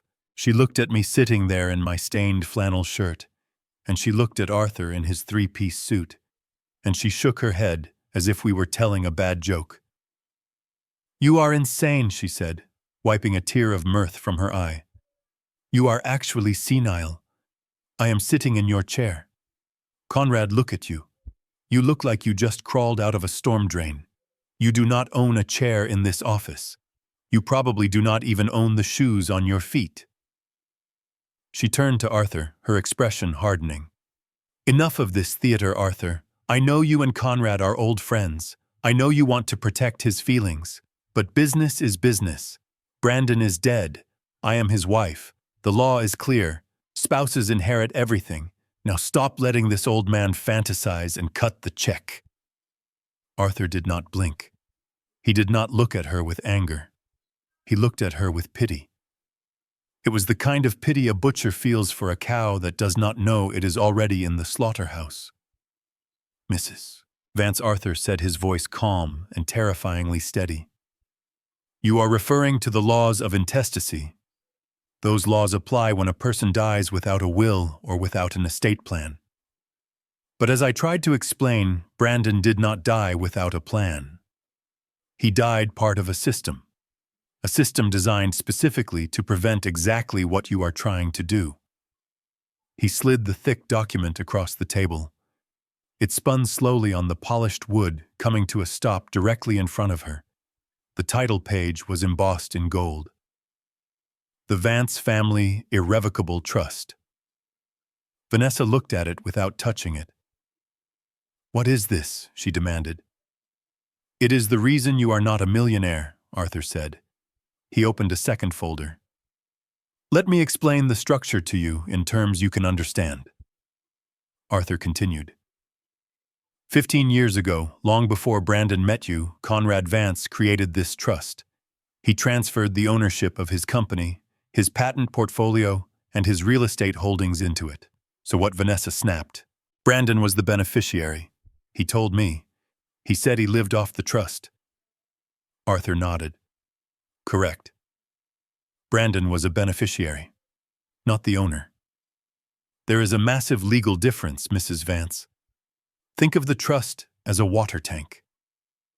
Brandon was allowed to drink from the tap. He received a monthly allowance. He had use of the house. He had use of the cars. But he did not own the tank. He did not own the water. He just had permission to sip from it."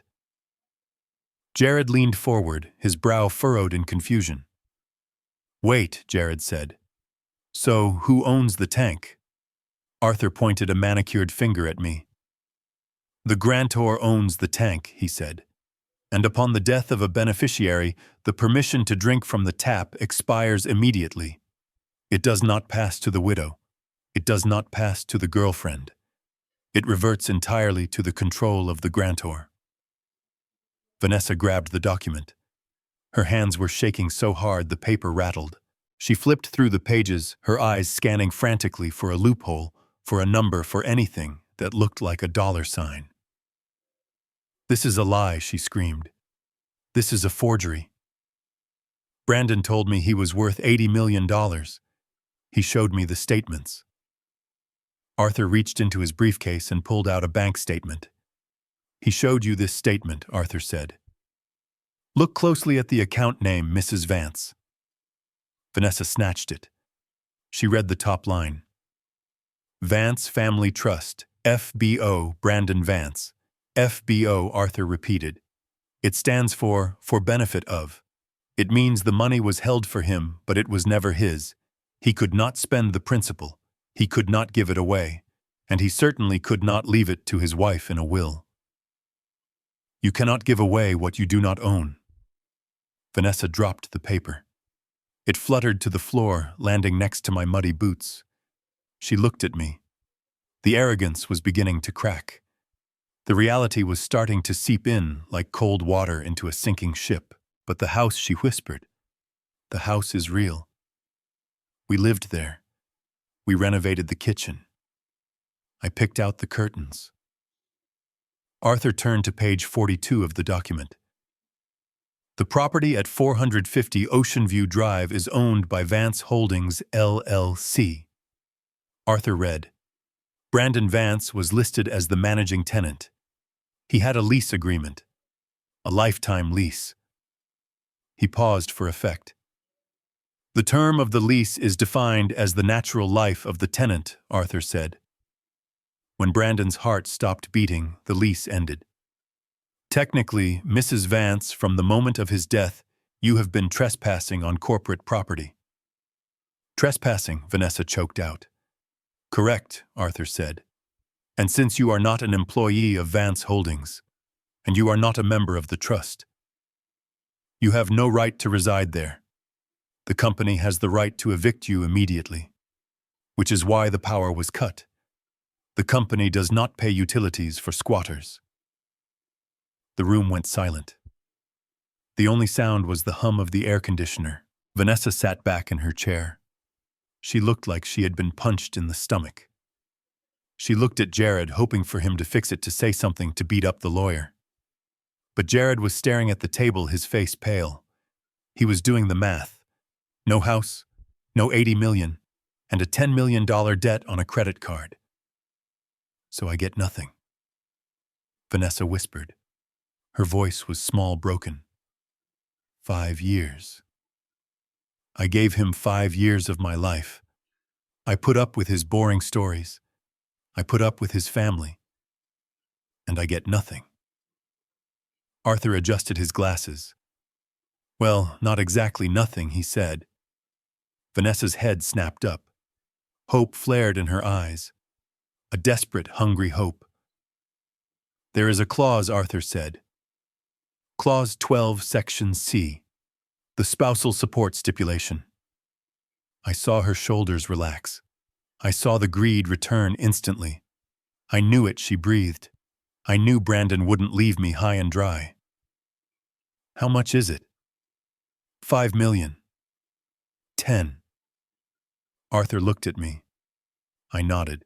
It was a subtle nod, but it was the signal to deliver the final insult. Arthur read from the page.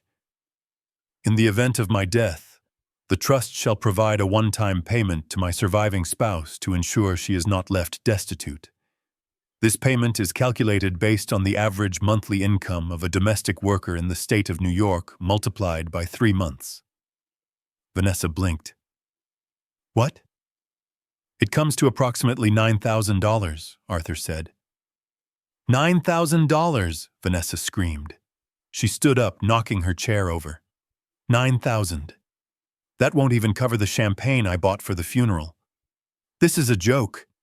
This is sick. It is a standard severance package, Arthur said coldly. Brandon always said you treated the marriage like a job. So we are treating the end of it like a layoff. Vanessa lunged across the table. She grabbed the pitcher of ice water and threw it. She was aiming for Arthur, but in her blind rage she missed. The pitcher shattered against the wall behind him, sending shards of glass and ice skittering across the floor. You will not get away with this, she shrieked. Her face was purple. Her veins were bulging. I will hire real lawyers. I will sue you for fraud. I will sue you for emotional distress. I will take this to the Supreme Court. Everyone knows that money was Brandon's. The world saw how we lived. A judge will see through this shell company nonsense. I decided it was time to speak. I slowly stood up. I did not stand up like an old man with a bad hip. I stood up straight. I buttoned the top button of my flannel shirt. I looked at her with the cold, hard eyes of a man who had negotiated with unions and cartels and politicians. Sit down, Vanessa, I said. My voice was not loud, but it carried an authority that made the air in the room feel heavier. She looked at me, startled. She had forgotten I was there. You sit down, she spat. You are a broke old loser. You don't tell me what to do. I walked around the table. I walked slowly, deliberately. The sound of my heavy boots on the floor was rhythmic like a ticking clock. I stopped in front of her. I was taller than her. I looked down at her. You seem to be confused about who I am, I said. You see the clothes.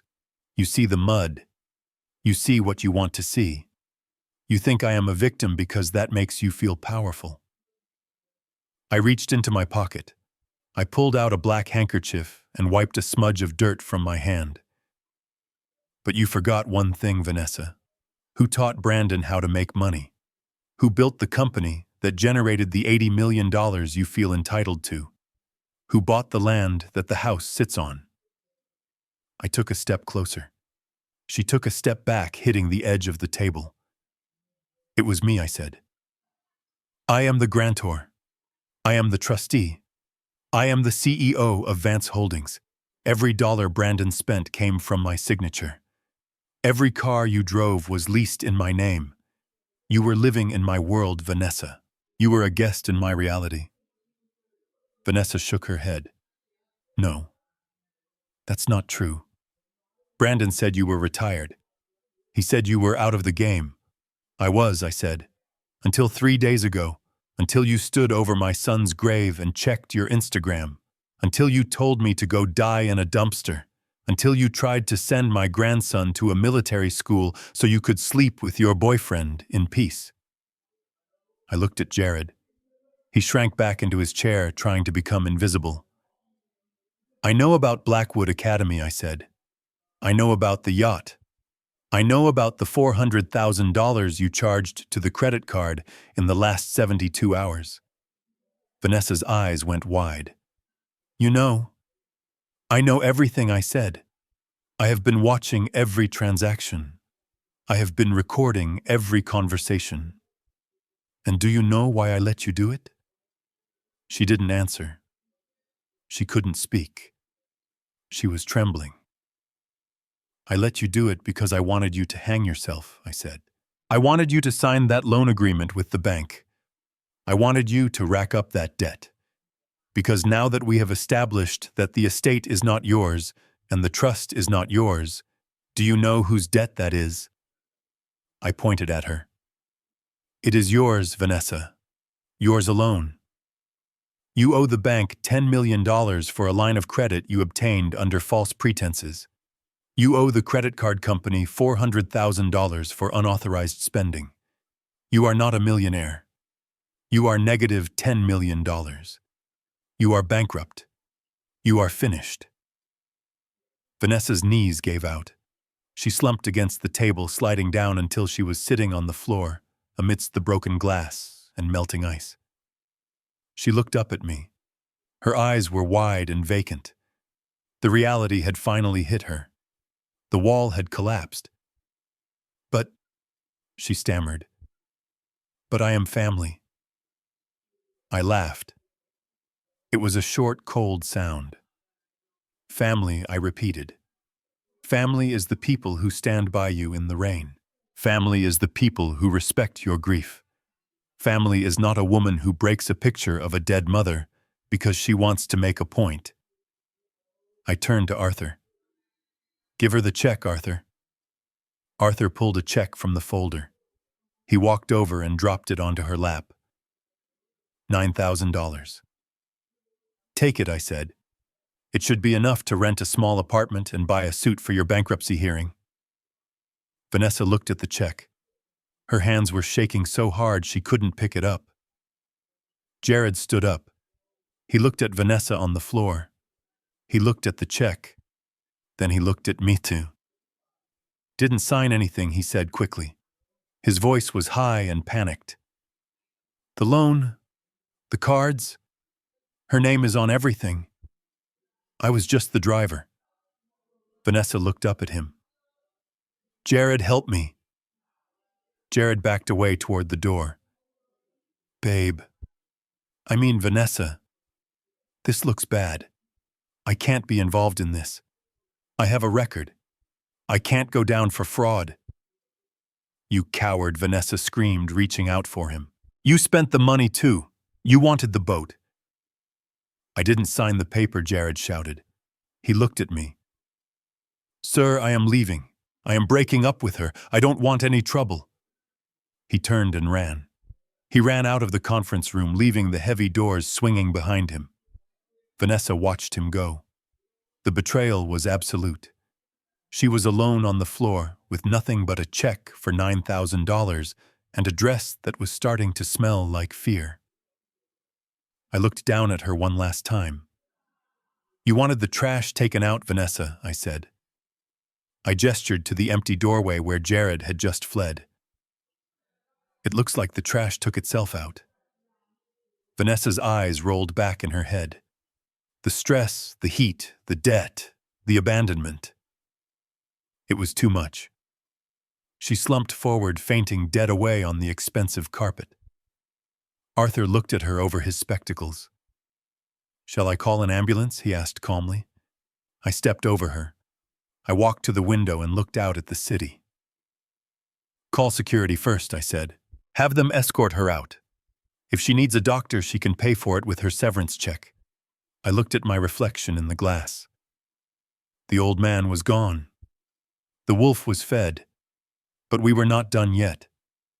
There was still the matter of the house, and there was still the matter of my grandson. Let's go, Arthur, I said, turning away from the window. I have a promise to keep to a little boy. Arthur pulled another document from his briefcase. It was not a check.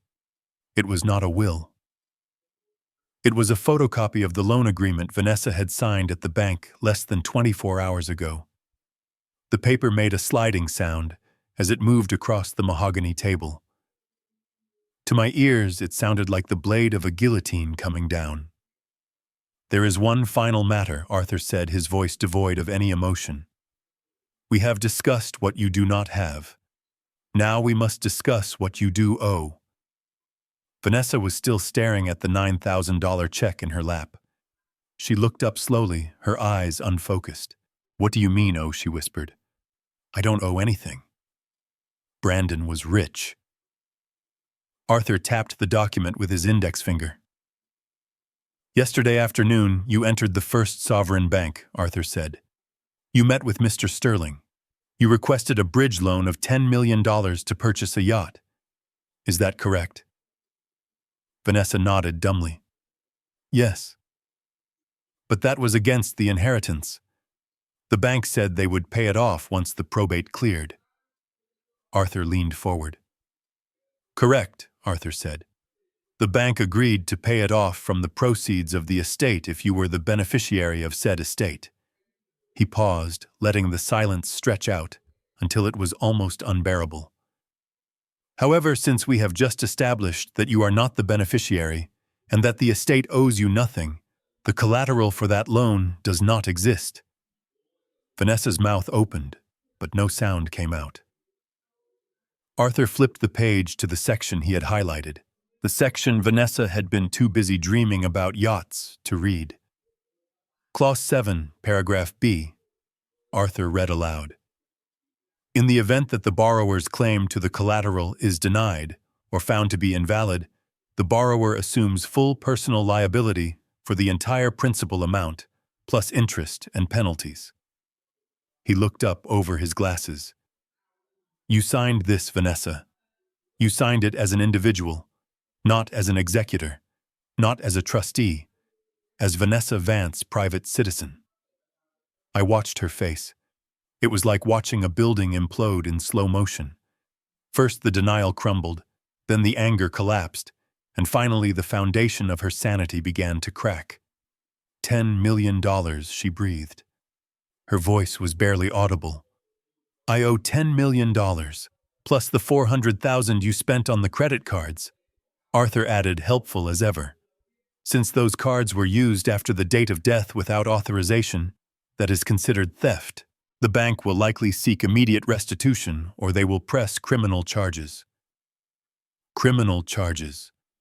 The words hung in the air like smoke. Vanessa turned to Jared. He was still sitting there, frozen in his chair, his face a mask of sheer terror.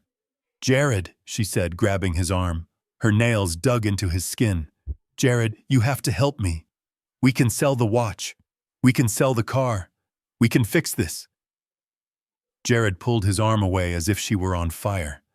"The watch," he stammered, looking down at the diamond-encrusted monstrosity on his wrist. "The watch is only worth 40 grand, Vanessa. You owe 10 million. "We are a team," Vanessa pleaded. Her eyes were wide and wet. "We are in this together. You said we were kings and queens." Jared stood up. The chair scraped loudly against the floor. "No," he said, shaking his head. "No way. I didn't sign that paper. That is your signature, Vanessa. I was just there. I was just the driver." Vanessa stood up too, reaching for him. "But Jared, you told me to ask for the 10 million. You wanted the boat." "I don't recall that," Jared said, taking a step back toward the door. "I remember you wanting to show off. I remember you treating the bank manager like dirt. This is on you." He looked at me. His eyes were pleading. "Sir," he said to me, his voice cracking. "Mr. Vance, I didn't know, I swear. She told me she owned everything. She told me she was the boss. I am just a personal trainer. I don't have $10 million. I can't be involved in this." I looked at him. I saw a rat, looking for a hole in a sinking ship. "Then run," I said simply. Jared didn't hesitate. He didn't look back at the woman he had been kissing on a live stream 12 hours ago. He didn't say goodbye. He turned and sprinted for the door. Vanessa screamed.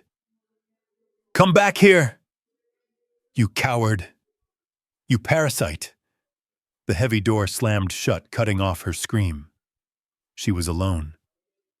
She stood there in the middle of the conference room, trembling. Her chest was heaving. Her hands were clutching the air where her lover had just been.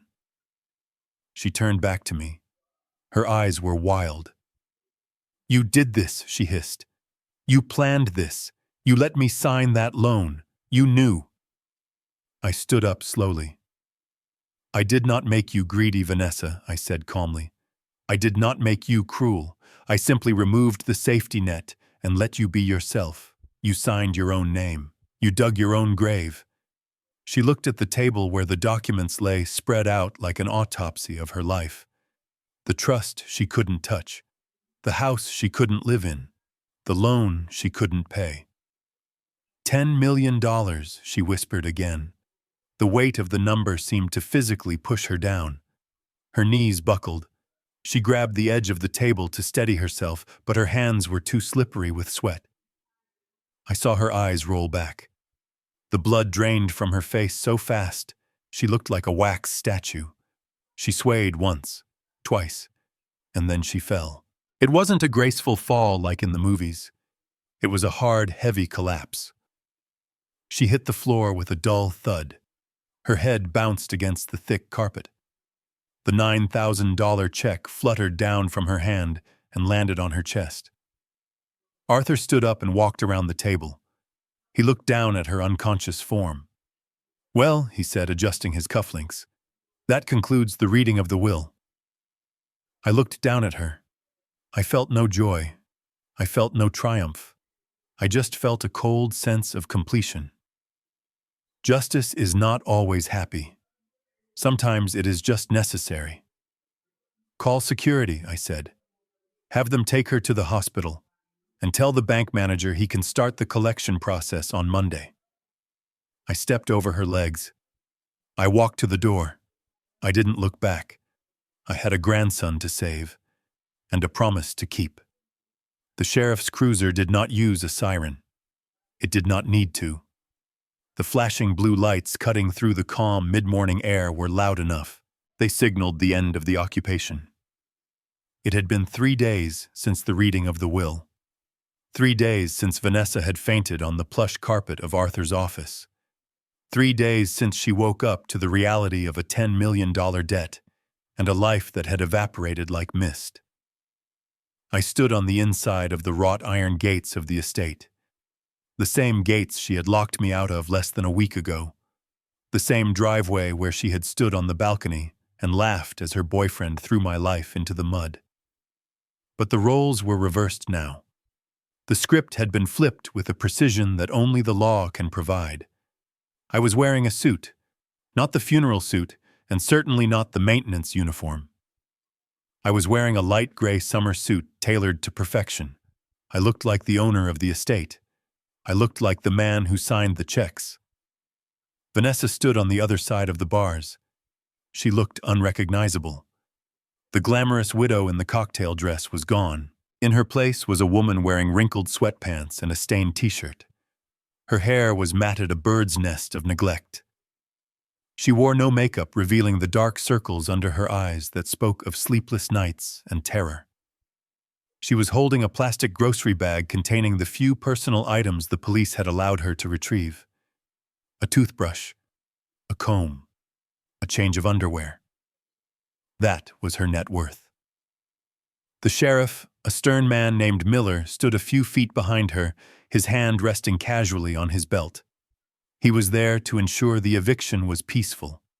He was there to make sure the trespasser left the property of Vance Holdings, LLC. "Conrad," Vanessa choked out. Her voice was raspy. She gripped the iron bars with both hands, her knuckles white. "Conrad, please. You cannot do this."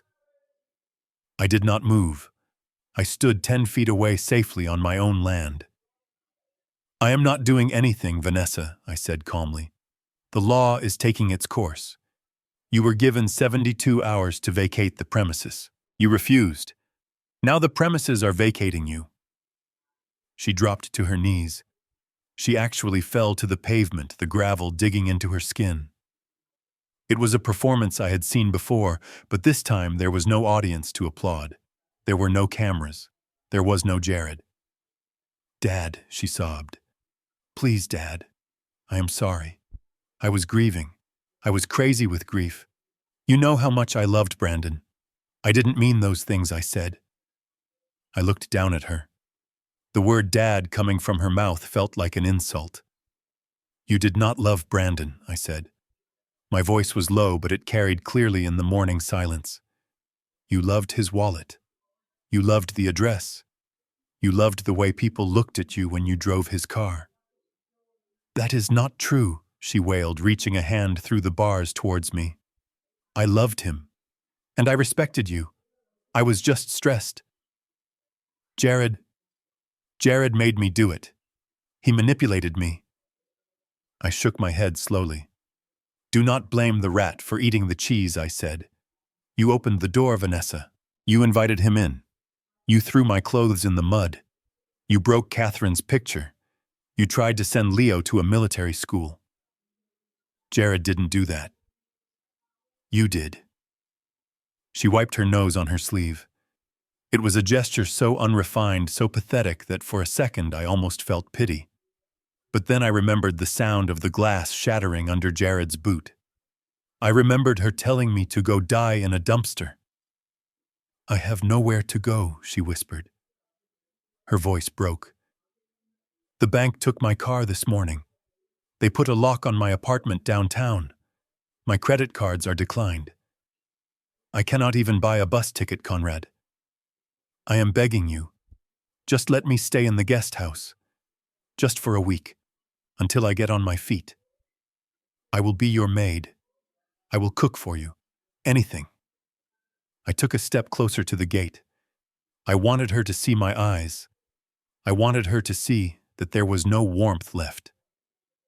"You told me to go die in a dumpster, Vanessa," I reminded her. "You were very specific about the location." She flinched as if I had slapped her. "I didn't mean it," she cried. "You meant every word I said. You thought you were on top of the world, and you wanted to kick me while I was down to make yourself feel taller. That is who you are. That is your character. And money can hide a lot of things, Vanessa, but it cannot hide character." I motioned to Sheriff Miller. He stepped forward, his boots crunching on the gravel. "Ma'am," he said, his voice firm but professional. "It is time to go. If you remain on the property, I will have to place you under arrest for trespassing." Vanessa clung to the bars. "No," she screamed. "No, I won't go. This is my house. I am Mrs. Vance." Sheriff Miller took her by the arm. He was not rough, but he was strong. He peeled her fingers off the iron bars one by one. "Come on, ma'am," he said. "Don't make me cuff you." Vanessa fought him weakly. She looked back at me, her eyes wide with panic. "Conrad, please help me. I am family." I turned my back on her. "I have a family," I said over my shoulder. "And I am going to pick him up right now. You are just a stranger who owes me $10 million. I walked toward the front door of the mansion. "Wait!" Vanessa screamed. Her voice was moving away from the gate dragged by the sheriff toward the street. "Wait, my bags. My clothes. My Hermes bags. My shoes. They are still inside. You cannot keep them. They are worth thousands." I stopped. I turned around one last time. Sheriff Miller had her by the elbow, guiding her toward the sidewalk. She was twisting her head back, looking at the house with hungry, desperate eyes. "Your bags," I called out. She stopped struggling. Hope flared in her face again. "Yes," she panted. "My bags. Just let me get my bags and I will go. I can sell them. I can survive." I smiled. It was a cold smile. "The bags were purchased with the unauthorized use of a company credit card," I said. "Therefore, they are the property of the company." "No," she gasped. "And as the CEO of the company," I continued, "I have made an executive decision regarding those assets." I pointed to a large white truck parked on the side of the house. It had a logo on the side. The Salvation Army. Two men were coming out of the front door carrying armfuls of designer clothes and boxes of expensive handbags.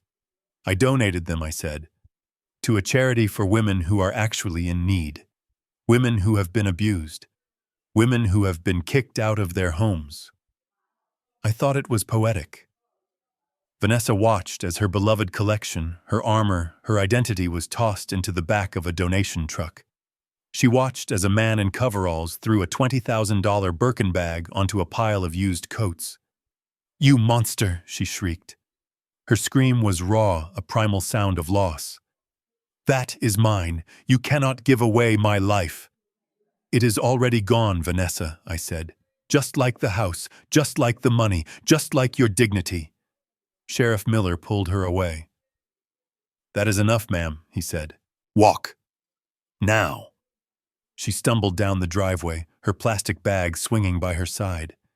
She was sobbing loudly, a jagged, broken sound that echoed off the stone walls of the estate. I stood there and watched until she was just a small figure at the end of the road. I watched as she stopped at the corner, looking left and right, realizing she had no car, no Uber coming, no destination. Neighbors were coming out of their houses, the same neighbors she had tried to impress with her parties. They stood on their manicured lawns watching the widow Vance walking away in sweatpants. They did not wave. They did not offer help. They knew the story. In a town like this, news travels faster than light. They knew she was a fraud. I took a deep breath. The air smelled of jasmine and sea salt. It smelled clean. For the first time in 5 years, the toxicity was gone from the house. The parasite had been removed. I did not feel happy. Happiness is for weddings and birthdays. I felt relieved. I felt the heavy weight of duty lifting off my shoulders. I had done the hard thing. I had done the necessary thing. I looked at the donation truck. The driver gave me a thumbs up. "Good haul, sir," he said. "This stuff will help a lot of people." "Thank you," I said. "Just take it far away. I don't want to see it again." I walked back into the house. My house. It was quiet inside. The power had been turned back on that morning. The air conditioning was humming softly. The lights were warm. I walked into the living room. The spot where my wife's favorite chair used to be was empty.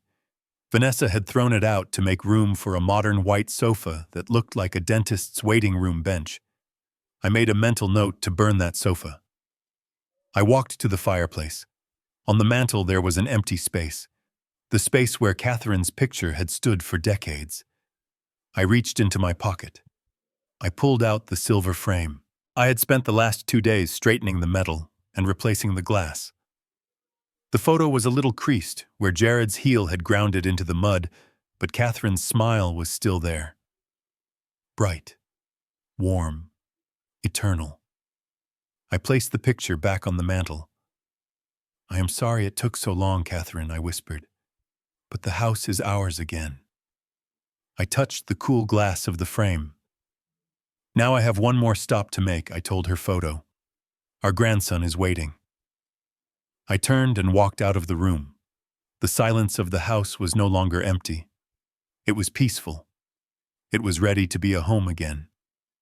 I parked the beast right in the loading zone of St. Jude's Academy. The vehicle was a 40-foot expedition-grade recreational vehicle, a machine that looked like a tank designed by a luxury hotel. It had tires the size of a man and a grille that could push through a brick wall. It was the kind of vehicle that screamed adventure. It was the kind of vehicle my son Brandon had always dreamed of buying, but never did, because Vanessa said it was too trashy. Well, Vanessa was gone, and the trashy truck was here. The other parents in the pickup line stared. They sat in their polished sedans and SUVs looking at my monstrosity with a mix of horror and envy. I did not care. I sat in the driver's seat, tapping my fingers on the leather-wrapped steering wheel, waiting for the bell. At 3 o'clock, the doors opened. The sea of blue blazers flowed out. I saw Leo immediately. He was walking with his head down just like the last time I saw him. He was clutching his backpack straps, his knuckles white. He looked terrified. He thought he was walking to a car that would take him to the airport and then to a military school in Alabama. He thought his life as he knew it was over. I honked the horn. It was a deep, resonant blast that shook the leaves on the trees. Leo jumped. He looked up. He saw the massive gray truck. He frowned, confused. Then the window rolled down and I leaned out. "Get in, soldier," I yelled. "The mission is moving to phase 2. Leo's jaw dropped. He blinked once, twice. Then a smile broke across his face, a smile so bright it outshined the sun. He didn't just run, he sprinted. He dodged a teacher who tried to tell him to walk. He threw his backpack into the mud and scrambled up the high metal steps into the passenger seat. "Grandpa," he gasped, breathless. "You came. You really came." I reached over and ruffled his hair. "I told you I would," I said. "I promised. And a Vance never breaks a promise."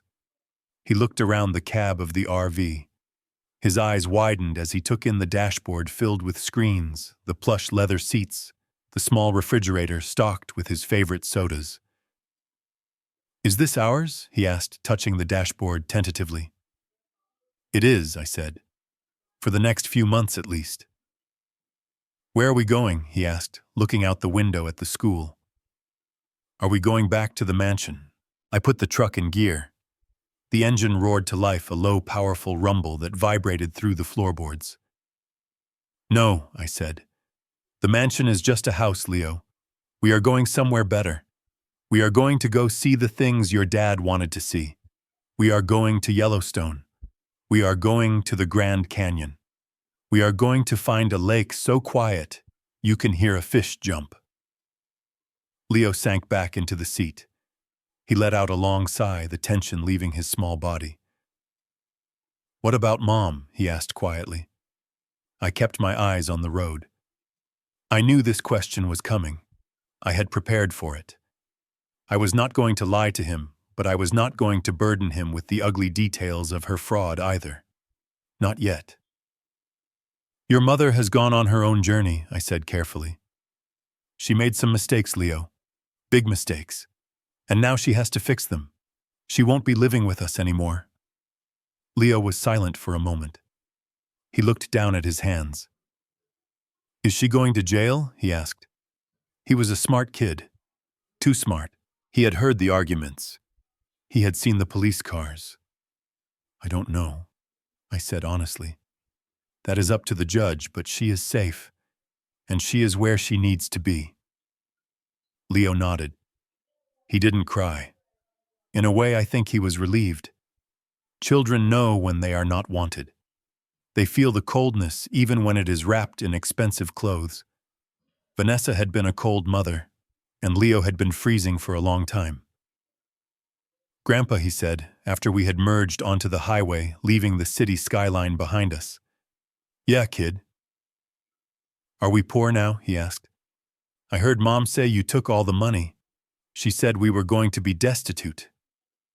I laughed. It was a warm, genuine laugh that felt good in my chest. I looked at him. Leo reached into the glove box. He opened the compartment.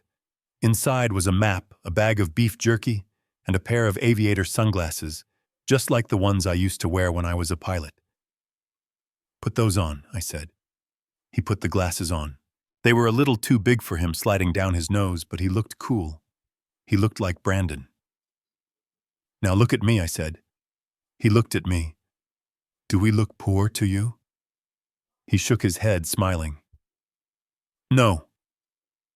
Money is just fuel," Leo, I explained. "It makes the car go. But it is not the destination. Your mother thought money was the prize. She thought if she had enough zeros in her bank account, she would be happy. But she ended up with nothing because she didn't have the things that actually matter." "What matters?" Leo asked. "Trust," I said. "Loyalty, character, and family." "But Mom is family," he said, "and she was bad." I reached over and squeezed his shoulder. Family isn't just about whose blood you have in your veins, I said. That is just biology. Real family are the people who stay when the storm hits. Real family are the people who would rather sleep in a truck with you than in a mansion without you. Your dad was my family. You are my family. And we are going to be okay. Leo looked out the window. The suburbs were giving way to the countryside. The green trees were blurring by. I missed Dad, he whispered. I know I said, swallowing the lump in my throat. I miss him too. Every day. But do you know what he would say if he saw us right now? What? He would say, keep driving, I said. He would say, don't look back. Leo reached into his pocket. He pulled out the black digital watch I had given him, the tracker. Do I still need to wear this? He asked. The mission is over, right? I smiled. The rescue mission is over, I said. But the adventure is just beginning. Keep it. It is a reminder. A reminder of what? A reminder that no matter how far we go, I will always know where you are, I said. And you will never have to be alone again. Leo leaned back in his seat. He put his feet up on the dashboard, something Vanessa would have screamed at him for doing. Cool, he said. We drove west. The sun began to set, painting the sky in streaks of purple and gold. It was the same sun that had set on my grief 3 days ago. But now it looked different. It looked like a promise. I turned on the radio. Classic rock filled the cabin. I was 67 years old. I had lost my wife. I had lost my son. I had lost a daughter-in-law I never really had. But as I looked at the boy sleeping in the passenger seat clutching a bag of beef jerky, I knew I hadn't lost everything. I had saved the future. And for the first time in a long time, the road ahead looked clear. It has been 6 months since I drove the expedition truck away from the gates of the academy. 6 months of open roads and campfires. 6 months of watching my grandson learn how to fish, how to build a fire, and how to laugh again. The shadows under his eyes are gone. The fear that used to make him flinch when a door slammed is gone. He is just a boy now. A happy, noisy, messy 10-year-old boy. We are currently parked by a lake in Montana. The water is so clear it looks like glass. The air smells of pine needles and freedom. It is a world away from the toxic luxury of the Hamptons. It is a world away from the lies. This morning, while Leo was skipping stones across the water, I received an email from Arthur. The subject line was simply, "Case closed." I opened the attachment. It was a digital clipping from a local newspaper back home. It was buried in the back pages, the section reserved for petty crimes and bankruptcies. But the photo was unmistakable. It was Vanessa. She did not look like the woman who had thrown champagne parties. She did not look like the woman who had demanded 5-star service. In the photo, she was walking out of a courthouse wearing a cheap, ill-fitting suit. Her hair was graying at the roots. Her face was lined with bitterness. The article was short. It detailed the finalization of her bankruptcy. The court had liquidated everything she owned to pay off a fraction of the $10 million debt. The rest would hang over her head for the rest of her life, garnishing every paycheck she ever earned. But the real story was in the paragraph below. It mentioned that Vanessa was currently employed as a night shift waitress at a 24-hour diner on the outskirts of the city. The article noted that she had been fired from her previous job for arguing with customers. I zoomed in on the photo. I looked at her eyes. There was no light in them, just a dull, angry emptiness. She had wanted to be a queen. Now she was serving eggs to truck drivers at 3 a.m, probably complaining to anyone who would listen that she used to be rich. She was trapped in the past, reliving her 3 days of glory while her future rotted away. And Jared.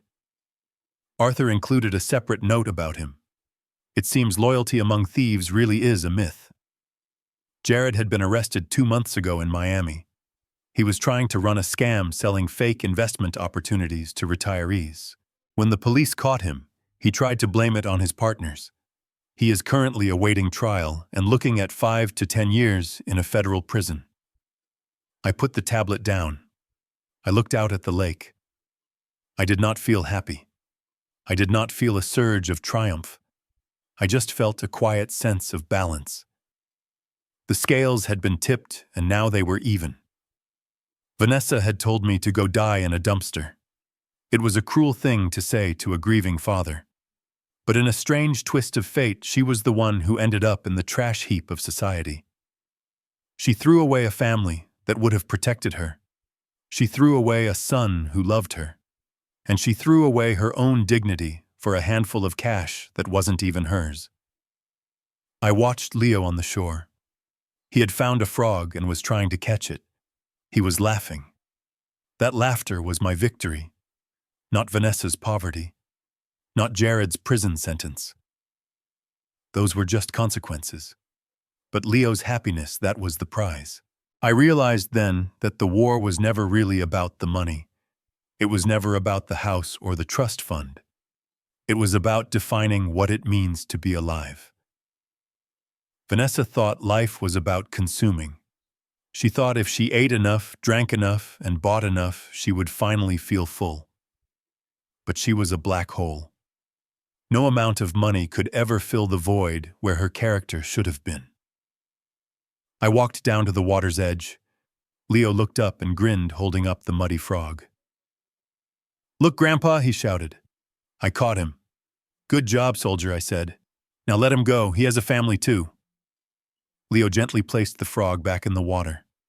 We watched it swim away. Grandpa Leo asked, wiping his muddy hands on his jeans, "Do you think Mom ever thinks about us?" I looked at the ripples in the water. "I think she thinks about what she lost," I said. "But I don't think she understands why she lost it. And that is the saddest part of all." I put my arm around his shoulders. "Come on, kid," I said. "Let's go make some lunch. We have a long drive tomorrow." "Where are we going next?" he asked. "Wherever the road takes us," I said. As we walked back to the truck, I looked back one last time. The sun was shining. The world was big and beautiful and full of second chances for those who earn them. I am Conrad Vance. I am a father. I am a grandfather. And I am a survivor. If you are listening to this story and you are facing a storm in your own life, remember this. The truth is a slow runner, but it never gets tired. It might take years, it might take a lifetime, but eventually it crosses the finish line. Don't let the greedy people of the world change who you are. Don't let them make you bitter. Just be smart, be patient, and keep the receipts. Because in the end, the trash always takes itself out. This is the end of my story.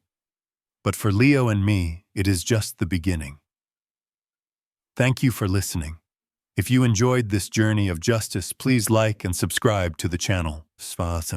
Let me know in the comments what you would have done in my shoes. Would you have forgiven her? Or did she get exactly what she deserved? Until next time, stay strong and watch your back. You never know who is holding the knife.